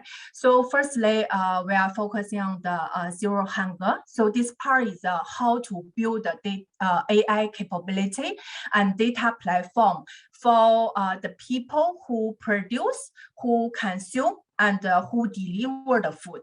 And also for education, so we position how to use AI to do a curriculum update, and also to detect the early dropout from the school. And also is use AI technology to optimize how to interact with our students. And for the health, now we are integrating our AI capability to the health-related research. Also, a lot of health platform and diagnosis and processes. And for the information part, right, we are aiming to build the AI platform to detect, also to analyze the information. And also for the justice, we focus on the law enforcement, also some detecting some criminal behavior, the POC. And last but not least is about the environment, right? This is also a big portion for the AI for good. So here we do a lot of work. Later on, I also will share 2 examples. So for this part, we are not using the AI, this technology. Also, we combine with a lot of hardware, also the engineering technology to build the smart cities, also the distributed energy grids. Also, we are monitoring the biodiversity and climate changes. So all these are some components we are building now. Also, we with all this sustainable solution, we want to enable our client to do the AI for good. Okay, so in the following part, right, I will share 2 examples and case studies we are doing now. So firstly, I want to introduce some our internal global data science challenges in Capgemini. So this one is starting from 2020, and this year is 2021 is the second round. So for the first round, we focus on we work with some biologists to solve some real problem of sperm whale. So as we know, the sperm whale has defined as endangered species. So now the scientists dedicated their life to keep track of these whales and to understand their social structure, their movements, and to protect these species. So the good thing is, right, for the sperm whale, right, their tail has every tail is unique, like our fingerprint. So that's why the scientists can use the images to match the images to identify the individual whale, and then to keep track of them movements and also to protect them. However, you know, this take the images, matching the images is a very time-consuming and difficult task for scientists. So that's why after Capgemini, we know this situation from biologists. We decided to set up this topic as our global data science challenge in 2020. So we are aiming to use machine learning and also the cloud services to use this technology solve this problem. So we have hundreds of attendees for this challenge, and the winning team, right, use computer technology to identify and track the sperm whale population, and the accuracy reached 97.5% is a very good result. And this is not the ending point. We also leverage AWS platform to do the production, also to develop a lightweight service to do the real-time services for our biologists. And on top of that, we also build a web application. Then now the biologists can upload an image from their side, and just less than 1 minute, they can know, oh, this is the whale A, this is whale B, and also to track their movements. Today I share this example. I think this is a very good case study to illustrate the collaboration between the AI technology and also the biologist, the researcher expert, how we build a common vision to achieve a sustainable future for our Earth.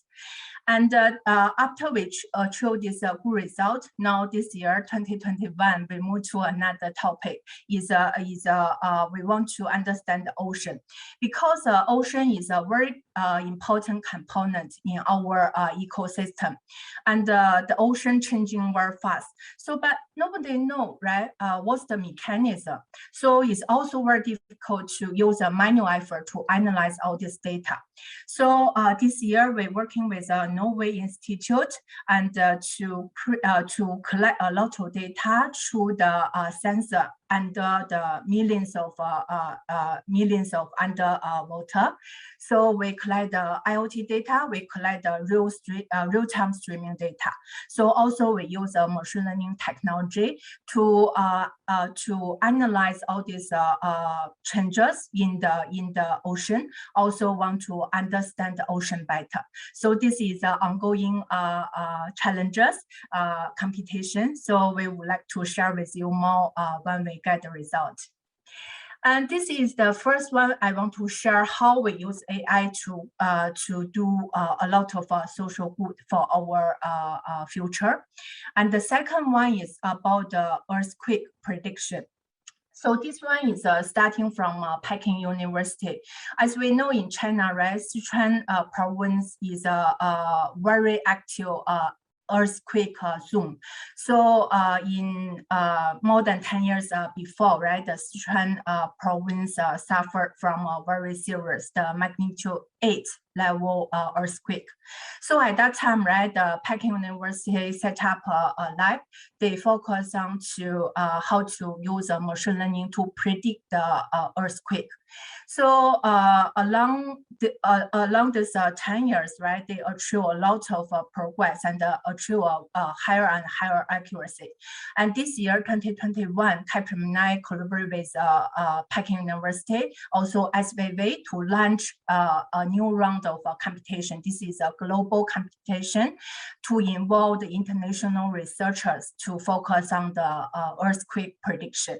And I briefly introduced, right? This one is not only an AI project. Also, we integrate with a lot of smart hardware, the IoT system. Put 3 different type of IoT system putting underground tens and hundreds of meters. And this IoT system can collect the data and then transmit the data to our data platform.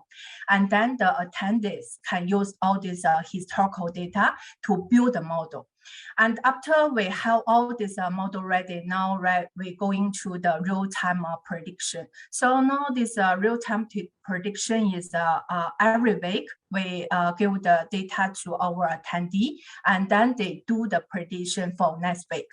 So what we do is from this computation, we are not only want to achieve a high accuracy using AI technology, also we want to extend the prediction period, right? Sometimes it's just 1 day before. Now we can do 1 week or weeks before. So this one can give times to government and our people to prepare. So this one is also a real life application, how we use AI to benefit our society and our people. And I want to highlight this. So this one is data science is one pillar, and the other important component is how we collaborate with different parties, including the different technology, the hardware, also the data platform to give a better solution for this earthquake prediction. So definitely we have a lot of cases to share, but today I will stop here and I pass to my panelists. Thank you, Dr. Zhao, for sharing us so many interesting stuff, the whale project, the earthquake project, and it's good to learn that Capgemini has done so much. Okay, thanks. So let's next welcome Tutu, Dr. Tutu, to share with us what Full Paradigm has been doing. Dr. Zhao, can you stop sharing your screen so that next? Yeah. Okay. Thank you.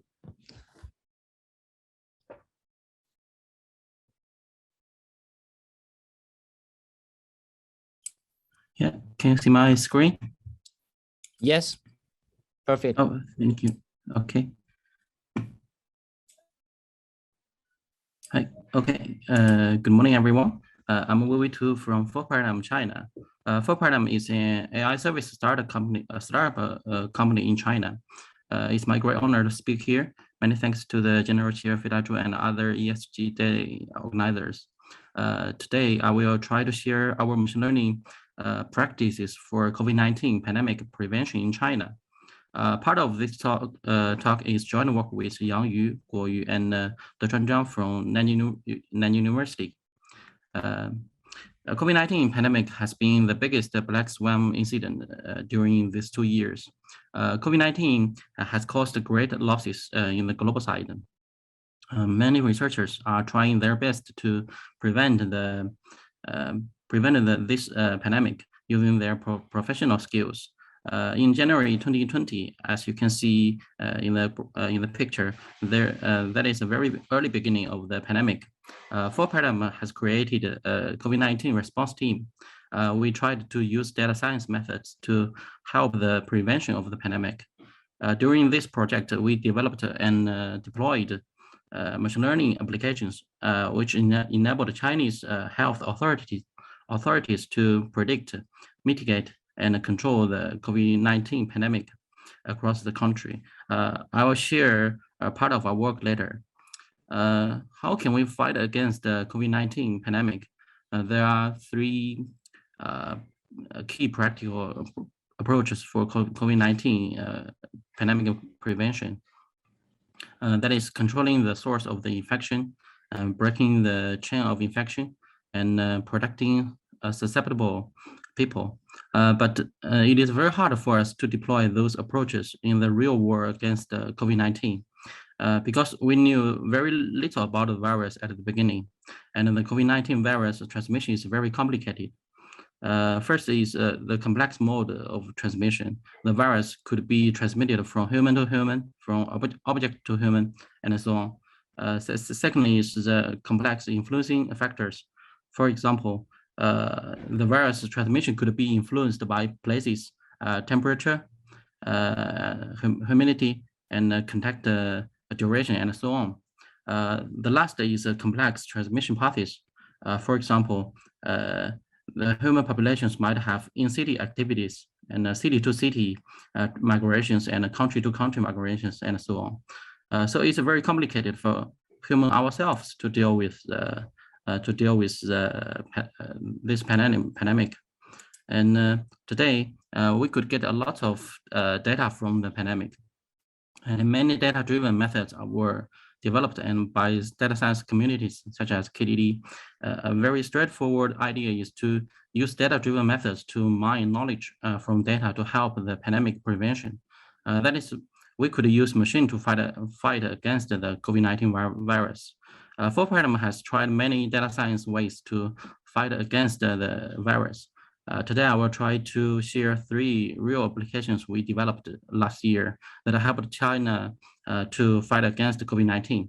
Those are COVID-19 transmission path analysis, privacy-preserving infection risk estimation, and epidemic simulator for decision-making.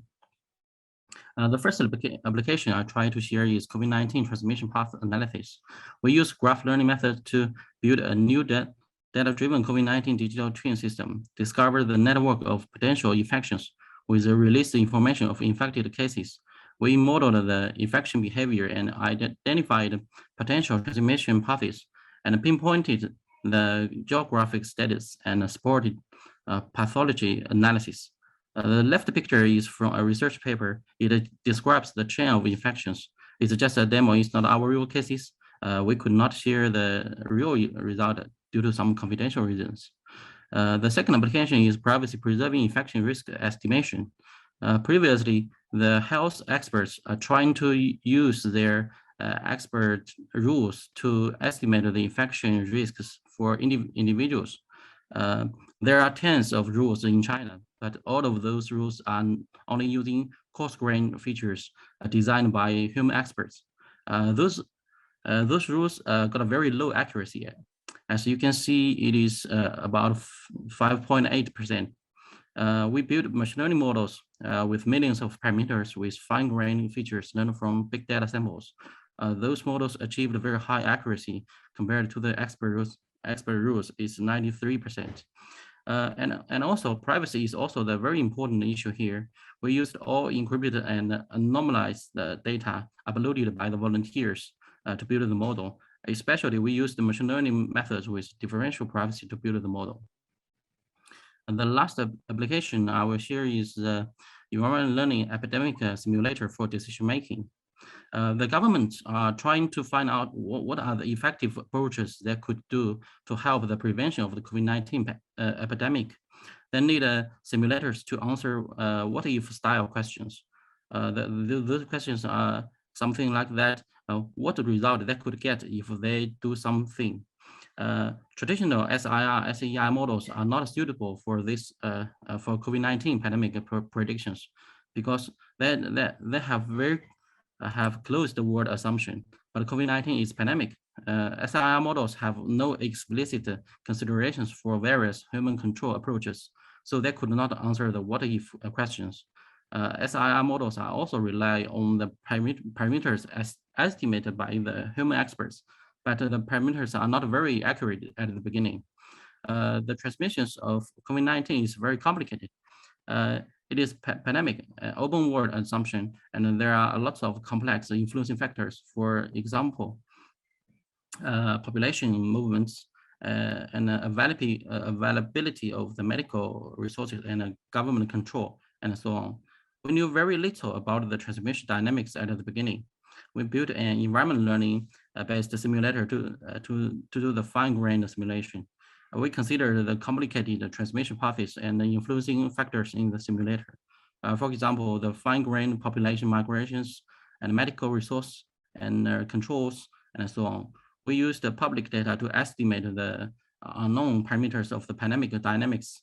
This simulator simulates and predicts the impact of decisions to guide the policy making to the crisis, and also provides policy optimization support for government operations.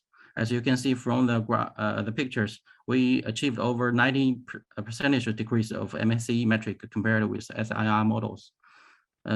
We also published a paper about the simulator. It's a simplified version for public usage. The main idea of this paper is that we use the derivative-free optimization methods to estimate the parameters of the pandemic dynamics. And also we built a COVID-19 pandemic prevention system for the Chinese health authorities. Now we got an award from MIIT China. We are the only AI startup company that got the award. This year, we have redesigned the system for better prevention of COVID-19. And we are very lucky to win the Red Dot Design Award this year. That is cool. And many thanks to our UI designers. And that's all for my sharing. And many thanks for your listening. So yeah, thank each one of you for sharing the wonderful project experience. And each one of you have done so much for doing data science for social good. I wish I could have more time to interact with each one of you.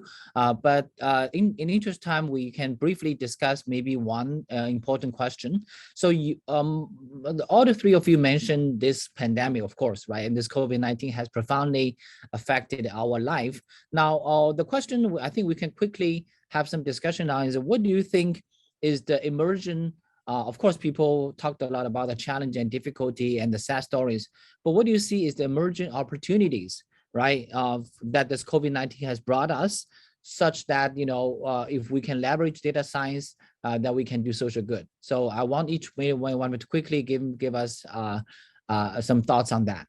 Maybe we start from Jingyuan. Yeah, hello. So I think from this COVID-19, right, we see the cooperation and collaboration across the globe. So to have a quick response to COVID-19, I think the international global researchers are working together to develop the vaccine, to develop the diagnosis platform and data, sharing the data, right? So this is a good learning for us. So I think for the insight we can learn from that is the social good is not a single nation or single industry problem. This is a problem across the globe. So all the researchers, all the organizations should work together to build open ecosystem. For example, we can share our data in a very secure way, and also we can share our model code to open source community, right? So this one can really resolve the shortage of data scientists skills and talent pool in the world, right? So then also we can see a lot of, for example, the AutoML, also some open source package, PyTorch, TensorFlow, right? This one can enable, we don't need a lot of a big data science team, but we also can leverage all this open source to do the social good. So this is some, yeah. Yeah, the open source and all those, no code AI or these stuff are nowadays growing a lot. Thanks. Tutu, you want to share something on that? Yeah, I agreed with Jingyuan, and as we can see, many technologies have already been applied in those areas, and COVID-19 accelerates the digitalized process of the business. And especially when data collection is more and more easy and the storage of data is cheaper and cheaper, and many data science approaches could be applied for social good. The challenges, I think, are the complexity of the technologies and the lack of qualified data scientists. The techniques are very complicated. We need more researchers working on this area to make the data science techniques easy enough for most people to use. And we need to improve the education of data scientists to cultivate the better data scientists. I think open is another issue. I think we need to be open to make the technologies transparent to our users and open for all of society to monitor and to contribute. That is all my points. Yeah, thank you. Thanks. So you mentioned the lack of data science, that naturally brings us to Ray. So you're doing AI for education. So, so yeah, you want to say something on that? Yeah. In fact, yes, this pandemic has definitely driven a greater awareness among the parents that technology is going to be managing and driving our life in the next few years to come, or in fact, many years to come. And this pandemic has also made these realizations come a lot earlier. And parents generally felt that, hey, there is a need to get our children ready. And, Yes. and the fact that when we were visiting a lot of high schools and universities, we generally also face that university finds that the standards of the children having the awareness in terms of the emerging technologies, basic of the programming techniques and stuff like this is relatively weak. So we do observe that over the 1.5 year of pandemic, more and more parents are inquiring about robotics program, very keen to learn Python, very keen to learn about deep machine learning and deep learning, because they realize that this is where the trendings are heading to. And they're also seeing a lot of technology being leveraged in countering and better against COVID pandemic.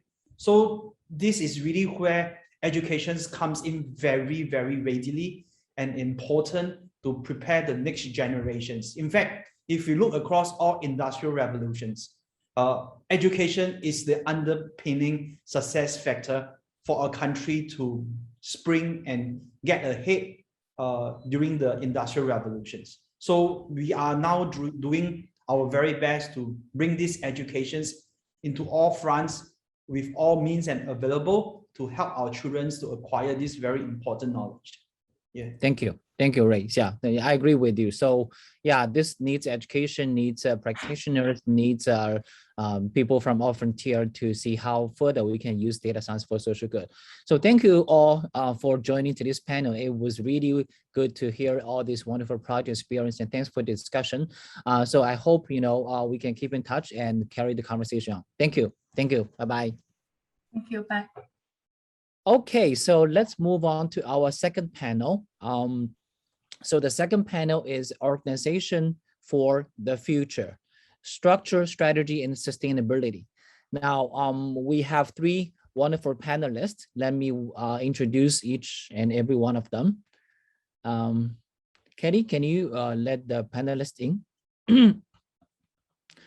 All right, so our first panelist is Michael Mcdonald. Mike is the Group Chief Digital Officer and Executive Consultant at Huawei Asia Pacific. And he is a veteran with focus on digital transformation, technology leader, and customer insight. He has been long with the data science community, and he has been working in a lot of important positions, including Chief Data Officers, Chief Technology Officers at Nortel Asia, and many others. Okay, so welcome to join us today. And then we have Yunwu Li.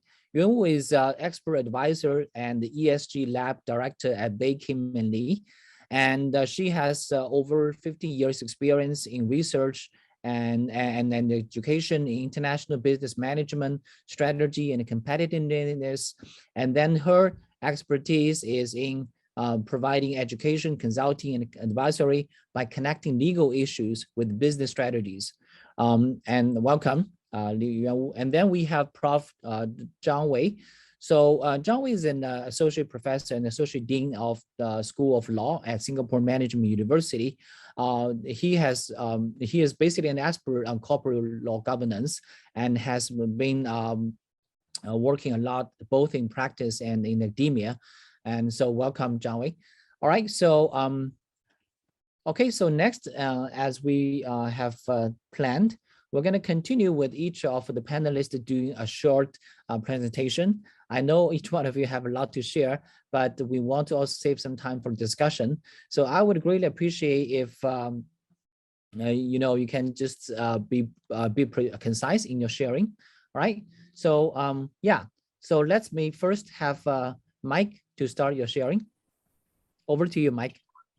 Thanks. Just give me a second here.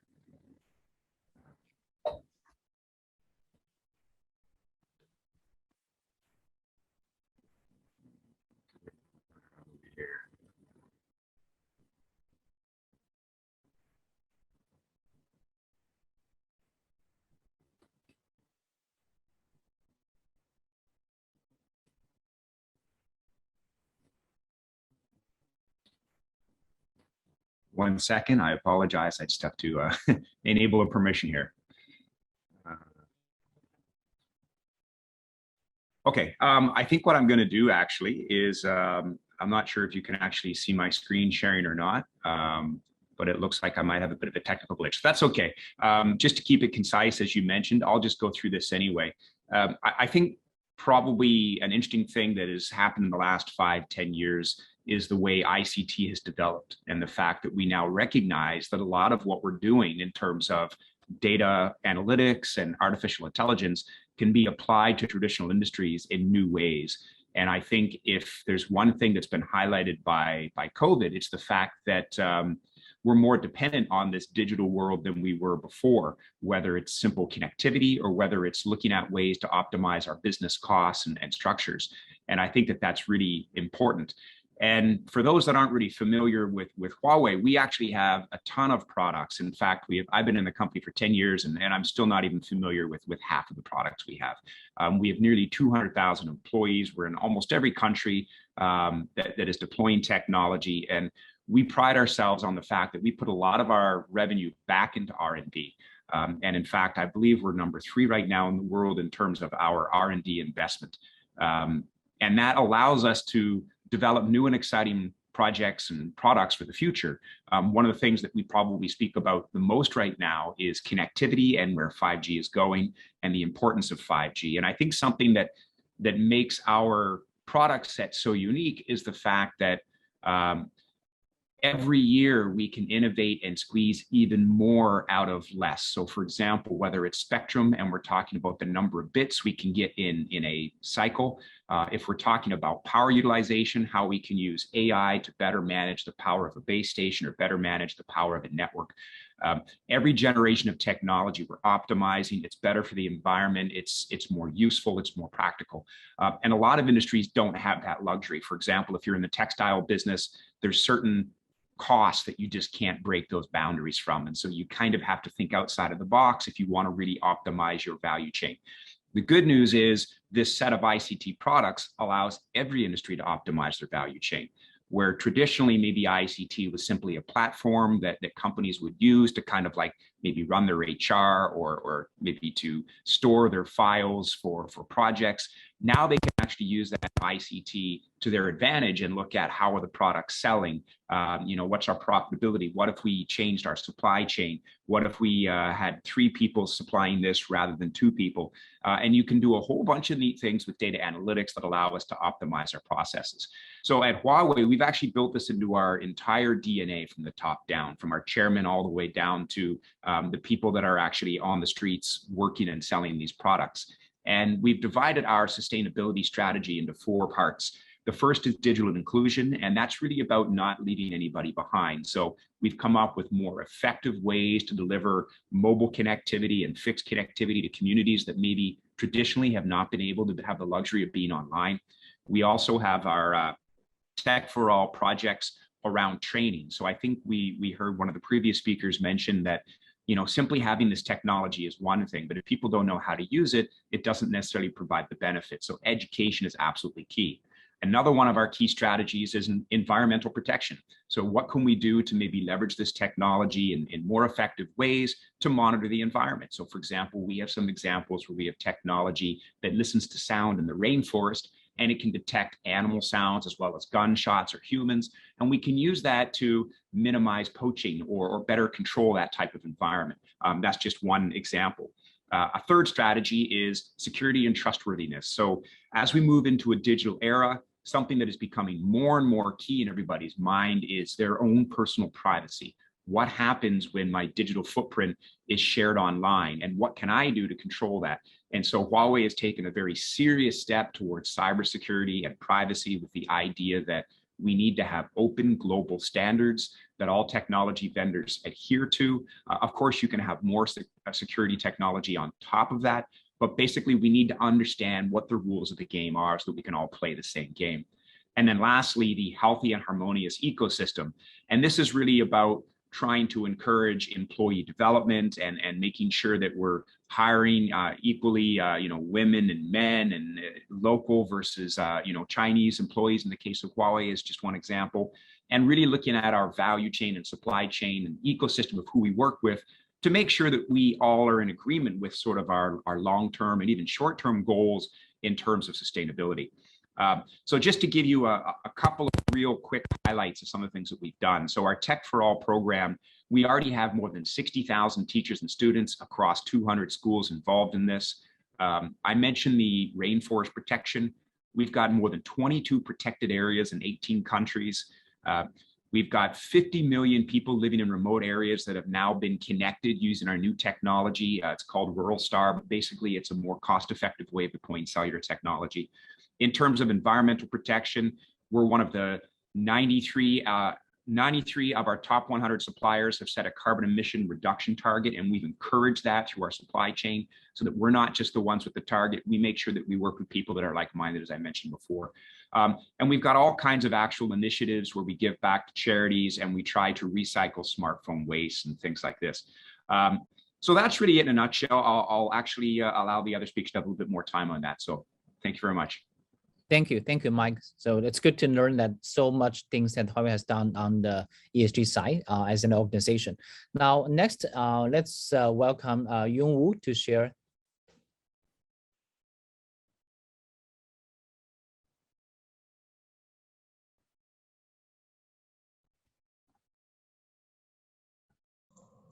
All right, so can you guys see the slides? Yes. All right, yes. So I guess my point of view might be slightly different from the previous speakers here, coming from Korea here, and then the legal side. So not so much of technology, like the trend or the most advanced, but how this ESG is really reshaping the corporate world these days, particularly inside Korea. I guess I need to give you guys a little background about how the Korean economy or businesses are really reshaping or changing around ESG, particularly this year. So we are, I'm kind of shy to say, but we are rather late in entering the ESG sphere and how to really tackle this from the business perspective, strategically, engaging or embedding all these ESG elements into business practices. Actually, at this stage inside Korea, a lot of the companies are actually, approaching this as more of a regulatory, pressure. So government policies have changed a lot. Just to give you a very, quick snapshot of how, the growing interest is really changing or the regulations are changing. So the architecture, change brought by ESG this year inside Korea has been immense and very rapid. And to be honest, a lot of the firms are very confused about what to do. Particularly around other factors, environmental factors, new rules are, being made to kind of rather being used as a punishment or penalty for firms. So a lot of the companies are looking into, ESG as more of the government measurements, some restrictions, limitations to business to really propel, business growth. So it's more seen as a cost or risk prevention, risk management. So, growing interest in media shows, how starting from 2021, media reports, media news about ESG really peaked up, right? As you can see here in the graphs, governance, employment, which had been a long, trending issue inside Korea, goes up and down. But then all these, three factors related directly to ESG are really soaring up in terms of media interest. And then another trend inside Korea is that companies are now starting to make in ESG-related policies, corporate policies, and now engaging in reporting systems, how to reevaluate their financial investment and stuff. So it's really something new, rather behind a lot of the companies in other worlds. New regulations related to ESG since late last year. So environment, labor, all these new rules and policies are being made. And what this actually triggers firms are that ESG is seen more of a compliance issue. It's seen as a policy pressure where if they don't do it, if they don't follow it, then there will be huge, tremendous risk, right? So what my job is here at BKL, which is the second largest law firm inside Korea, is my role here is actually to kind of kind of change, companies' perspective that, this ESG should be kind of utilized or implemented more from the strategic and sustainable competitiveness, all these, competitiveness perspectives. So I always kind of, argue on we need to move beyond compliance, meeting the compliance or, using this as more of a risk management perspective. So how to engage ESG more strategically for sustainable business and the society, right? So one project that I would like to introduce is how, I am, introducing new tools and framework to the finance company first to really engage ESG systems and data and all this to really reboot their business models. So, rather than just, focusing on reporting and compliance, let's find new opportunities by building new business models and business developments, right? So one of them is looking into ESG and in the risk, cost and benefit analysis, how this can really turn into corporate benefit in the long run if they, initially invest a little in terms of changing or, addressing their value chain activities.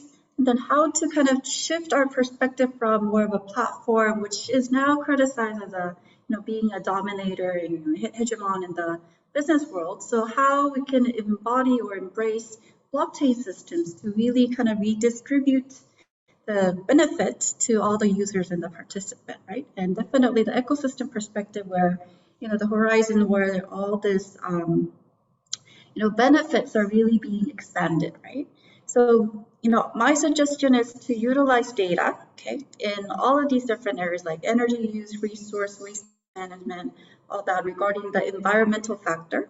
And then the lifestyle data, which comes from consumer data or some of the sales and purchases made between firms as well, and how that can really change or into more profitable, measures. And then finally, business in terms of governance. So more of this soft data here. So text mining as well as surveys. So how the firms in terms of partnerships and how the consumers are looking into firms so that, they can really kind of tackle their governance issues to really improve, for a better world, right? So first, my target is the financial groups because they mainly do, manage investment portfolios, trading stocks, so all of that. So financial groups are the first tier groups I believe have to change first to really drive ESG transformation in our world, and then how to link that to the consumers and then other startups as well. So how to really expand value from, utilizing ESG. So I know we don't have that much time, so I'm not going to go into the detail of all of the slides that I prepared. But so first I introduced the cost and benefit analysis of the ESG, how to really align the ESG elements to bring out, the most positive impacts. And we can reutilize the stage models. And since coming from the legal side here, what I do is we look into the compliance and risk management issues, make a checklist of that, and how that can eventually, turn into a benefit in the long run. So initially, it will be more of a prevented, risk management perspective where it kind of induce cost. But overall, that can actually trigger or change into a benefit by aligning social and business values, and then ultimately leading into creating the, bigger impact. So these are some examples here, but environmental, social governance, we look into some of the detailed activities or some of the issues regarding business activities, right? And then turn that into some of the initial costs and then to positive benefits in the long run. From platform to protocol economy, what we're trying to argue here, or actually this is along with the Korean government initiative at this moment in 2021, to really boost up protocol economy. I don't know if you guys are aware, but Korea is highly regulated compared to other economies, I believe, in terms of using blockchain, Bitcoin, any of these new, data-related technologies and business areas, because, we are very risk-averse, I guess, and we're very cautious of how this can really turn into side effects, right? So Korea is very regulated and slow in that sense. But what we're trying to bring in with the protocol economy initiative here is that, through this economic system approach here, there will be more equity and inclusivity, which is a very, very important concept in ESG, right? So how to, get away from the criticism that we initially have on the platform dominators, or so really, largely growing the platform startups inside Korea.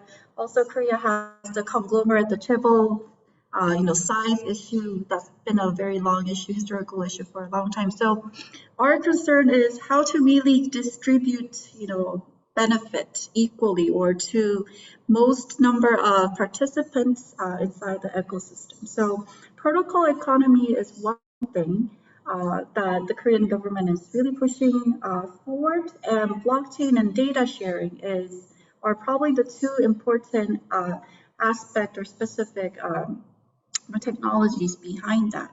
And as a lot of you said already, educating in terms of what blockchain actually is, it's not only used for Bitcoins or the cryptocurrencies, which kind of shocks or scares a lot of people inside Korea, but it's really something that's transparent, it's more less centralized, therefore it brings out many public benefit as well. So my job here is to educate as well, and at the same time, kind of bring in more consulting perspective to drive value.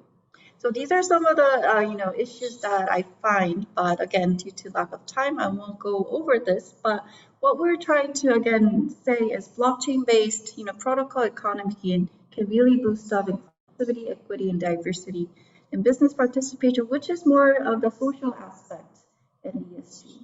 So these are some of the data that we can utilize under these different, framework of ESG. And Plus Alpha is the creating a knowledge intelligence platform to really educate not only the public, like the kids or the students, but really the corporate education is a very, very important part of my job here, or the legal firms.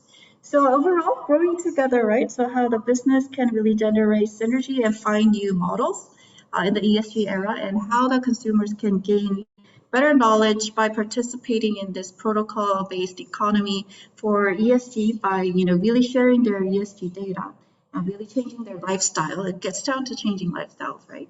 So, and then finally, how this really enlarges the ecosystem participation, and then creating awareness for this. So I guess the very most important thing is that new business can be emerged or developed using ESG concepts, and that really happens at the crossroad of ESG and digital transformation. So that's what I've been doing inside a legal firm. Okay? So moving beyond compliance and risk management, but toward a sustainable and competitive ESG impact.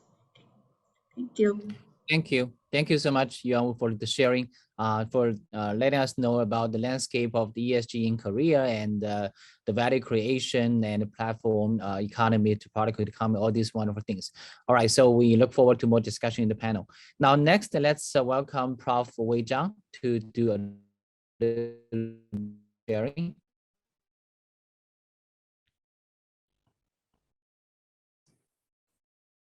Thank you, Feda. So, okay, I want to say something maybe quite different from what the previous two panelists discussed, but yet I think related.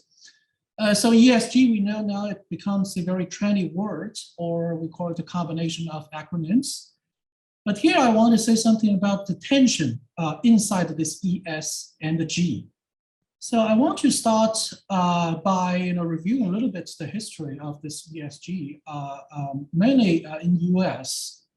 So actually, we see actually at least from the Vietnam War's period of time, we already seen a lot of S activities, which is usually advanced by a small part of shareholders. They put it as a shareholder proposal in front of shareholder meetings in order to somehow persuade or somehow affect the corporate management to champion certain kind of issues they care about, the social agendas, of course. So very famous one. One of the famous one is what I call the French Favois case. One of the shareholders of a company, importation company, was not happy about the way how the Favois they imported from France. The suppliers, the way in which the suppliers fed the goose there. He thought it was quite cruel. So he wants the company to affect its supplier to change the practice. And what I want to say is all the way through 1980, the middle of 1980s, I think most of the time those social agenda related shareholder proposals were not supported by more than 5% of the shareholders in US. And then comes from the mid 1980s all the way through, I would say, the early 2000s. What we saw is the rise of G, the governance. So the governance agenda becomes very important for the shareholders. But governance agenda is mainly to try to write in what we call the agency problem of the management. It is try to force the management to work for the single thing, actually, is the economic value for shareholders. And during that period of time, we see a lot of success by the shareholders to promote the governance change in especially public companies in US. One interesting thing that happened in that period of time is actually, I want to say, is the hostile takeover. So through those kind of governance changes, the hostile takeover has become much easier for in US. I will allude to its significance just in a moment. And then starting from the 2000s, the mid 2000s, all the way to now, up to now, we see the re-rise of ES issues. And this time they're more about E, and probably equally important is S. The combined proposals of E and S, agendas already, I would say, outnumbered the agendas put forward by the shareholders in relation to governance issues. However, it's still true that unless those E and S agendas are supported by the corporate management, the chance for the shareholders to be able to push forward those ES agendas are quite small. Although I think the shareholders now are doing, the shareholder activists are doing a little bit better than they did in the 1980s or before that. So here, next I want to say there was a fundamental dilemma here between the ES and the G. The dilemma is this. So the fundamental principle in corporate governance is the alliance of authority and accountability. So we need the management to exercise their authority, but they should also be constrained by accountability. The management has to be accountable to somebody, certain group of people. But if we want the management to be accountable to multiple group of peoples, we'd better want to see those different group of peoples, they have the same interest. The trick of the addition of ESG to this picture is that now we have a very diverse type of groups with very diverse type of interests. If we want to hold the management accountable to those diverse type of groups with diverse type of interests, then ultimately what we will see is essentially we will hold the management accountable to nobody. And the ultimate result is actually the management just back to their very happy, free, wild west before 1980s. So I mentioned in US what happened in 1980s is the surge of hostile takeovers. As I will say in more details later today, hostile takeover essentially served as a decentralized way of corporate governance.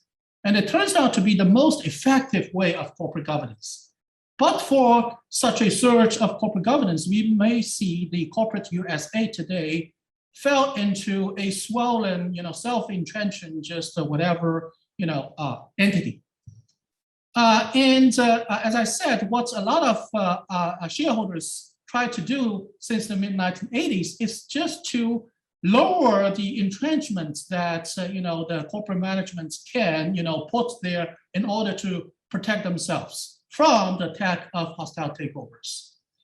Very interestingly, during that period of time, the management, the excuse they often used to try to defend against the hostile takeover efforts is just to cite the interest of certain kind of social groups like employees or communities, which is very much similar to what many, social agenda, the S, activists, claims today or at that time. So what happened we see is actually in the 1980s all the way through the early 2000s, the American public shareholders tried very hard and somehow succeeded in pushing against this kind of wave of management entrenchments and improved the governance.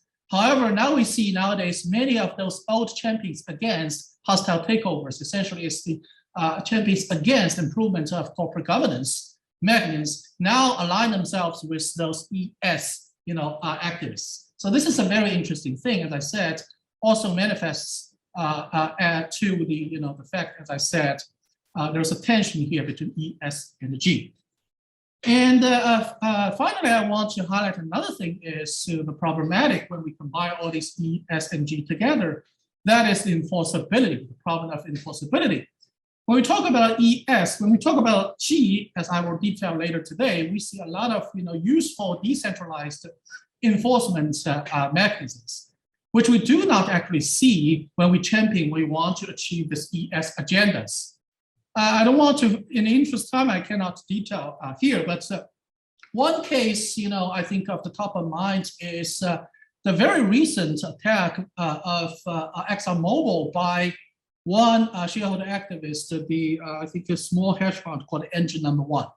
Their agenda was, probably they have the agenda to promote E agendas, environment agendas. However, they succeeded. They succeeded not because they, framed these things, in E agendas, but converted to V agendas. So they basically tell the shareholders, you should support me, not because I'm just here championing for E issues. I'm championing for G issues, because these things are related to your values, basically your profits. I think the fundamental law in capital markets still exists. That is, people put their money where their mouth is.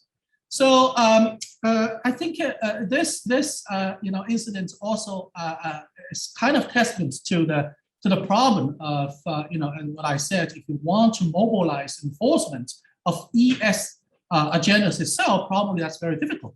You have to somehow go back to the old channel, that is through the G channel.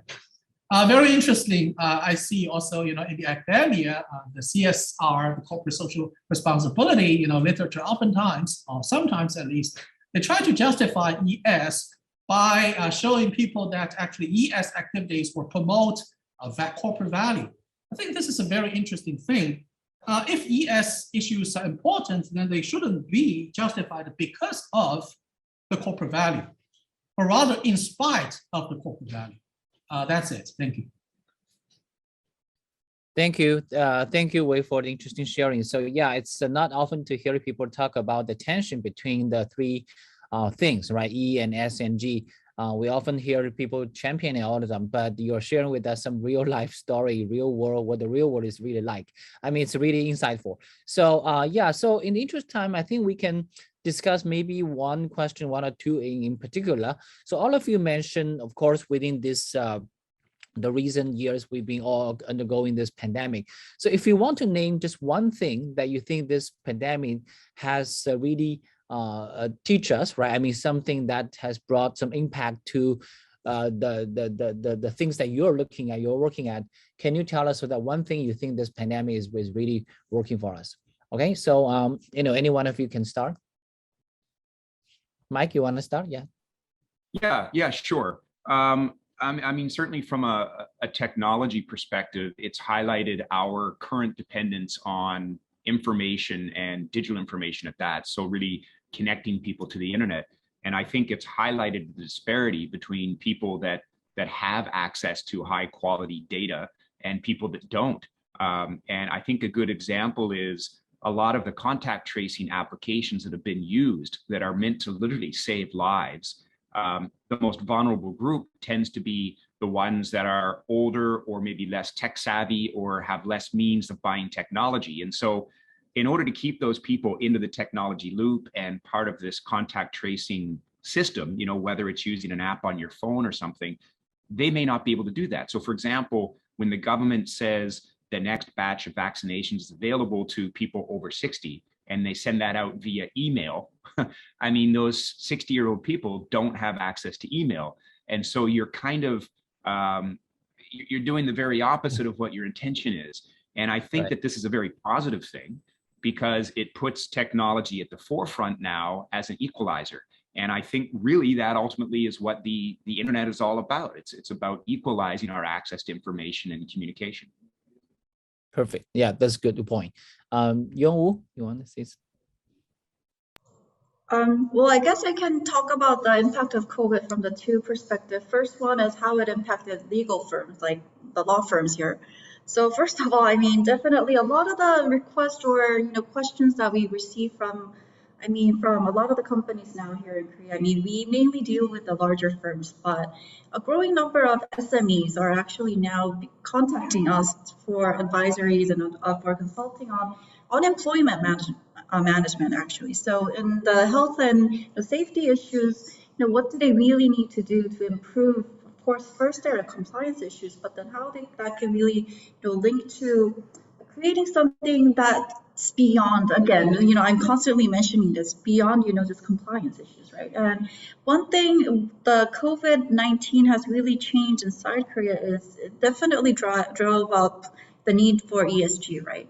So a lot of the companies, even the Korean government, we are changing a lot in terms of our policies, how we, do our businesses. That's again reshaping a lot and pressuring a lot of the firms to make calls to us and saying, what do they need to do in order to prevent a lot of the issues here.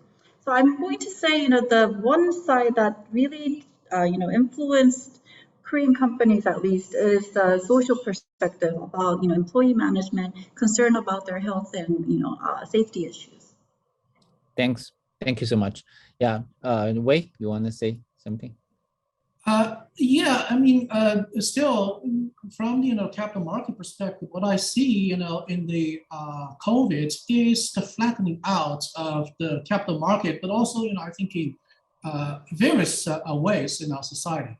People no longer rely or believe in that much in those so-called institutions, financial institutions, even to handle their kind of investments. That is why we see the rise of the Robinhood, right? Robinhood as the individualized type of trading platform.